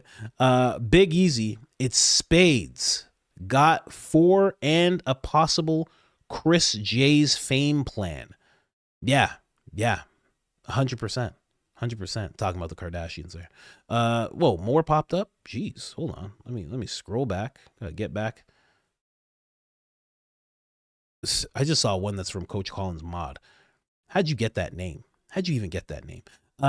Susanna, so funny. At the moment you said, am I tripping? I caught up from my 1.75 speed, and it sounded like you really were tripping. Love you, Coach. Thank you so much. Really appreciate that. Donated my profile. Hold on. What? Donated on my other profile, and your rogue mod hid me. Okay. Oh, I don't know. What did you say? Did you say something crazy, Coach Collins mod? How'd you get this name, by the way? What's your other account, by the way, as well? Ed Franks 101. Stop picking on Gary. Why I oughta whoop, whoop, whoop, whoop, whoop, whoop, whoop, whoop. It's so funny. I saw that and I immediately knew the voice. I knew the voice right away. I gotta watch the Three Stooges sometime. I used to watch that when I was a kid, just sitting around watching the Three Stooges. It was so crazy. The Smutty Truth. Did you see Frank Turek on Sean Atwood's podcast? The people of Sean Atwood keep reaching out to me. I don't know who he is. Never. I don't have a chance to like really read emails, so I don't know who the person is. But no, I haven't seen it. But I keep seeing like emails. I always think that it's somebody trying to set up like a fake advertisement, because there's a lot of that. But no, I have not seen. Is it like a new video? I'm seeing things from a month ago. Sean Atwood, Frank Turek. But like I read one of the emails, I was like, this is like a weird debate vibe. I'm like, I'm not interested in your debate vibes. I'm so not interested in debates. Ugh. You just work yourself up. It's like, I don't even like watching Piers Morgan for that reason. You think I'm going to sit back and debate somebody? But no, I haven't seen the video. It's right here. It's right here. It's an hour long. Oh, it streamed 20 hours ago. So this just recently happened. No, I'm not interested. I don't know. I'm just not. I don't know who he is. I have no clue who he is. Anyway, Jenny Bakes. I went on Ian's web, put in the password, and stared at it like I did in high school trigonometry class. Clueless. Oh, to go in and actually do something on web? Yeah, it's a little difficult. I could do a walkthrough sometime. I'm pretty sure Ian has done a walkthrough as well. But yeah, it is odd. Like the first time I was on it, I thought I was just going to ask a question and like I was going to do it live and I didn't know what to do.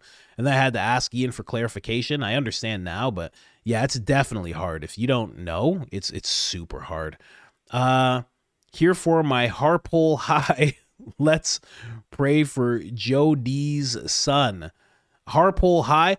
Hey, what's going on? I don't know how to say. Listen.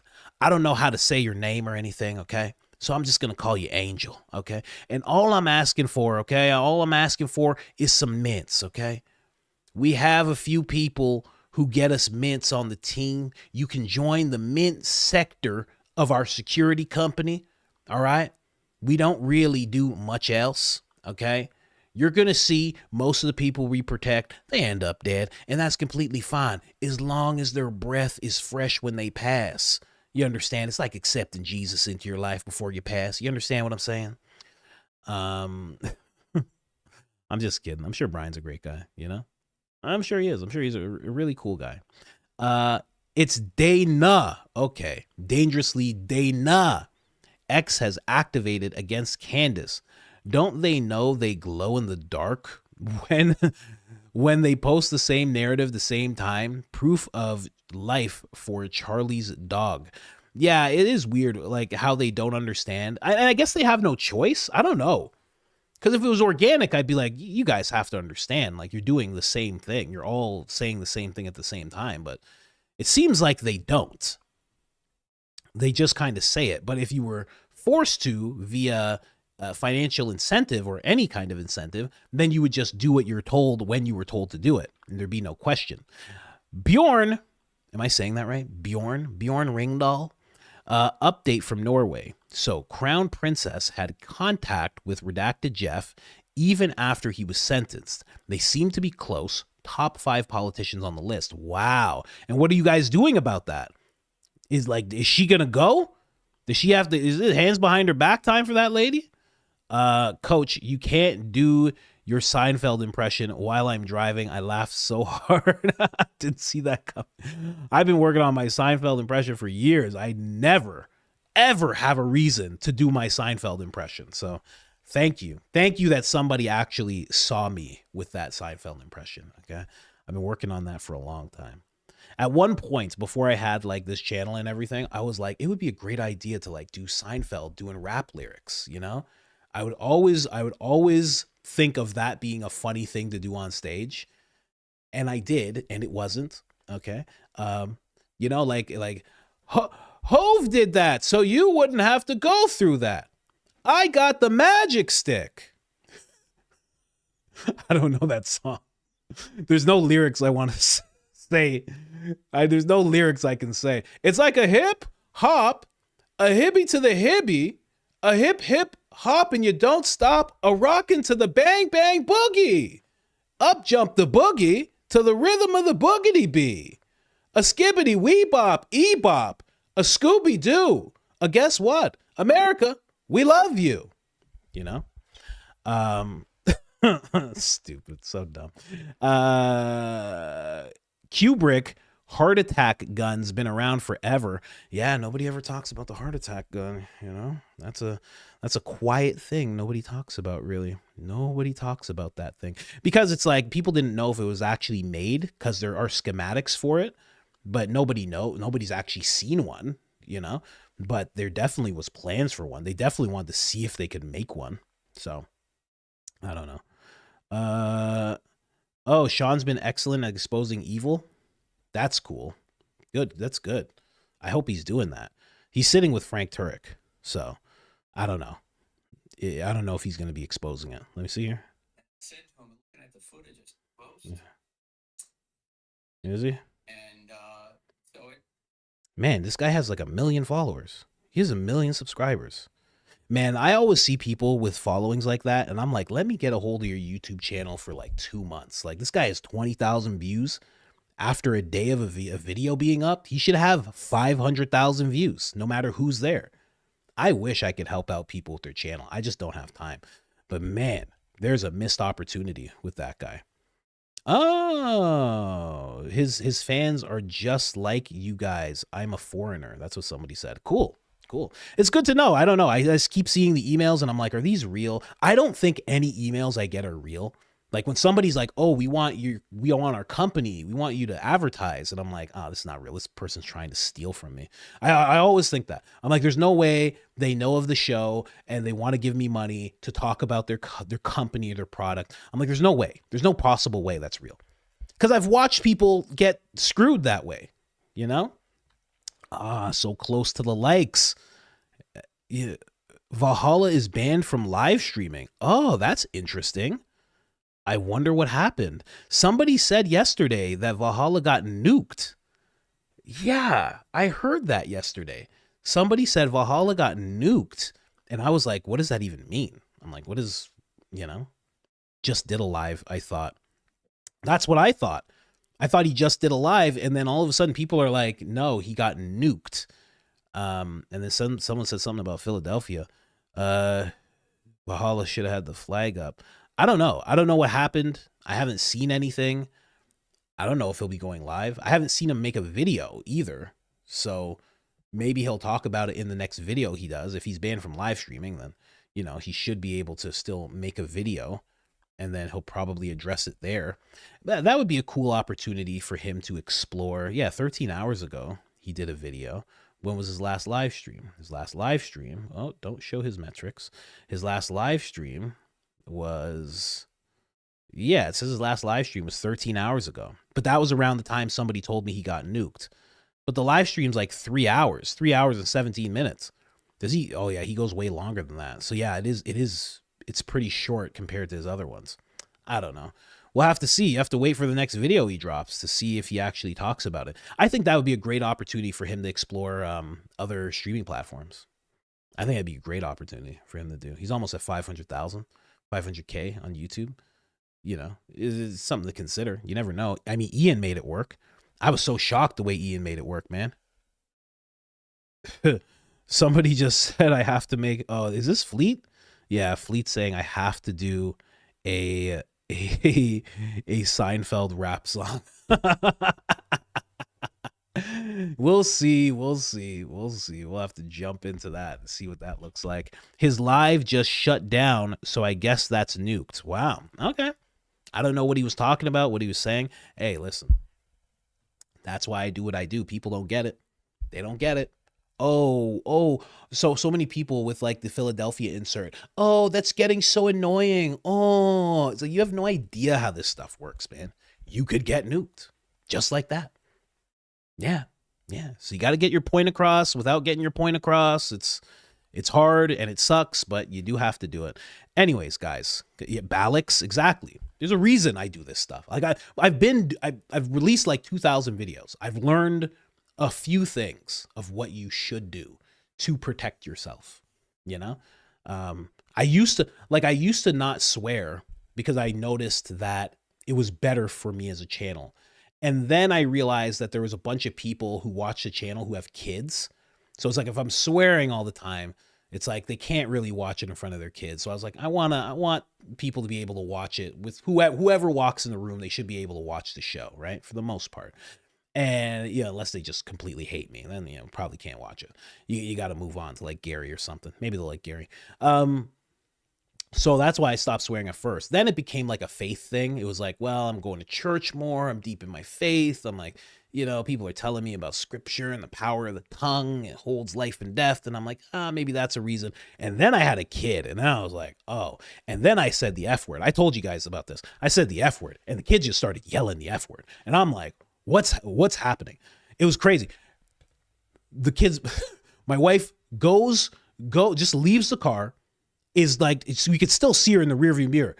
And I say, I had to make a thumbnail. I go, F, I forgot to make this thumbnail. And then the kid just starts yelling, F, F, F. And I didn't even say shish. I didn't even say that word, ish. And then the kid starts yelling that word. And I'm like, what's going on? What's happening right now? I mean, it was just nonstop. I was shocked. Someone said Valhalla's gross. Yeah, a lot of people don't like Valhalla after he activated after he did the whole Mitch Snow thing. A lot of people had a distaste for him. I don't know. I like when he makes information about the stuff that he knows.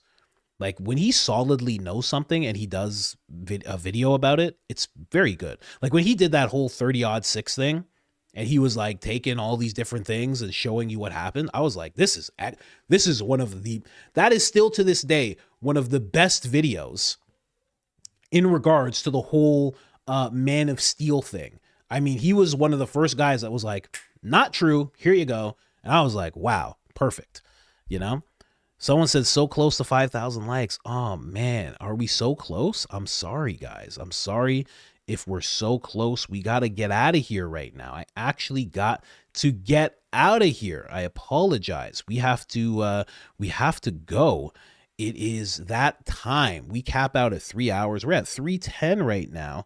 And apparently I have a Seinfeld rap song to make, right? I don't know. I don't know. Wow, 4.9 likes, 4.9K.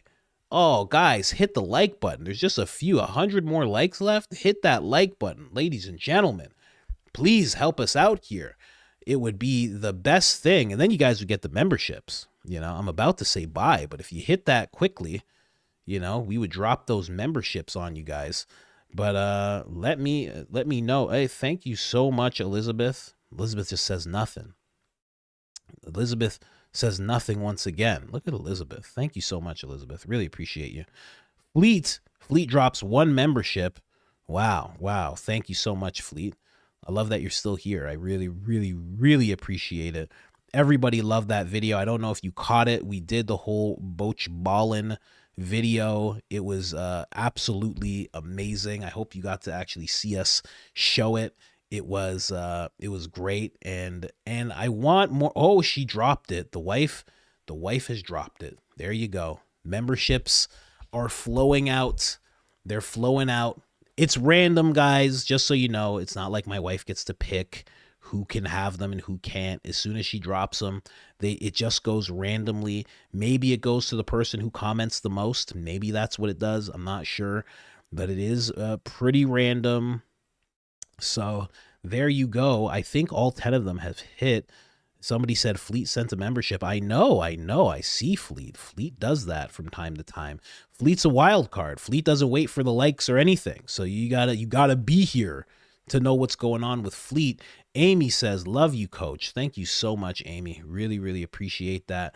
Thank you guys so much for the 5,000 likes. Thank you, wife, for dropping those memberships.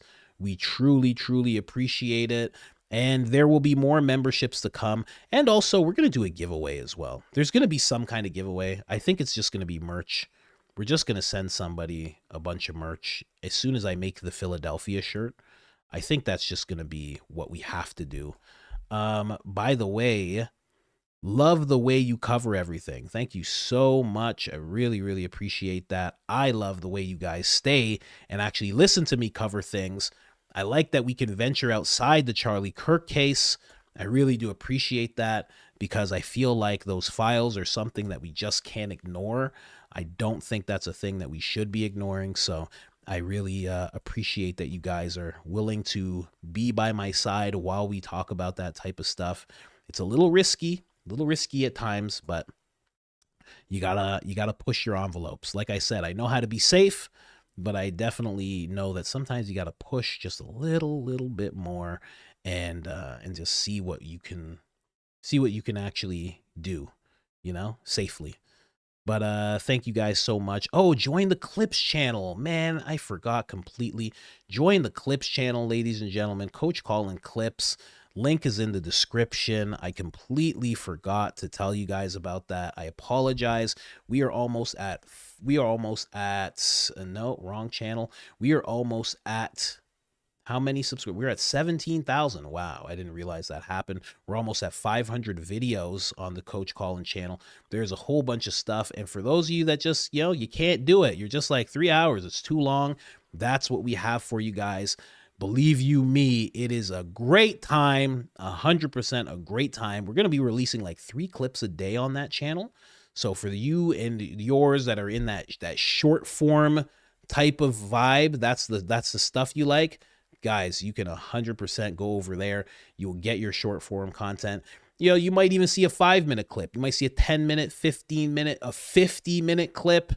There's clips of all different types over there. So please hit it up if you are if you're a short form Charlie, or if you're a long form Larry. If you're a long form Larry, you should be over here hanging out with us. If you're a short form Charlie, go on, get over there. It's fine. It's completely fine. I don't mind. I don't mind at all. You wanna be on both at the same time? Well, then you're family. You're family at that point. You subscribe to both. You're basically family. I just have to say it. I mean, that's just how it is, guys. Again, thank you guys so much. Really appreciate it. I do have to get out of here. I think I have a call coming up soon. So thank you guys. Thank you guys. Thank you guys. Thank you guys. Thank you guys. I really appreciate it. We will be back tomorrow, the exact same time, and maybe even a different shirt. We will see, though. We will see. I don't like change, but I'll make it happen.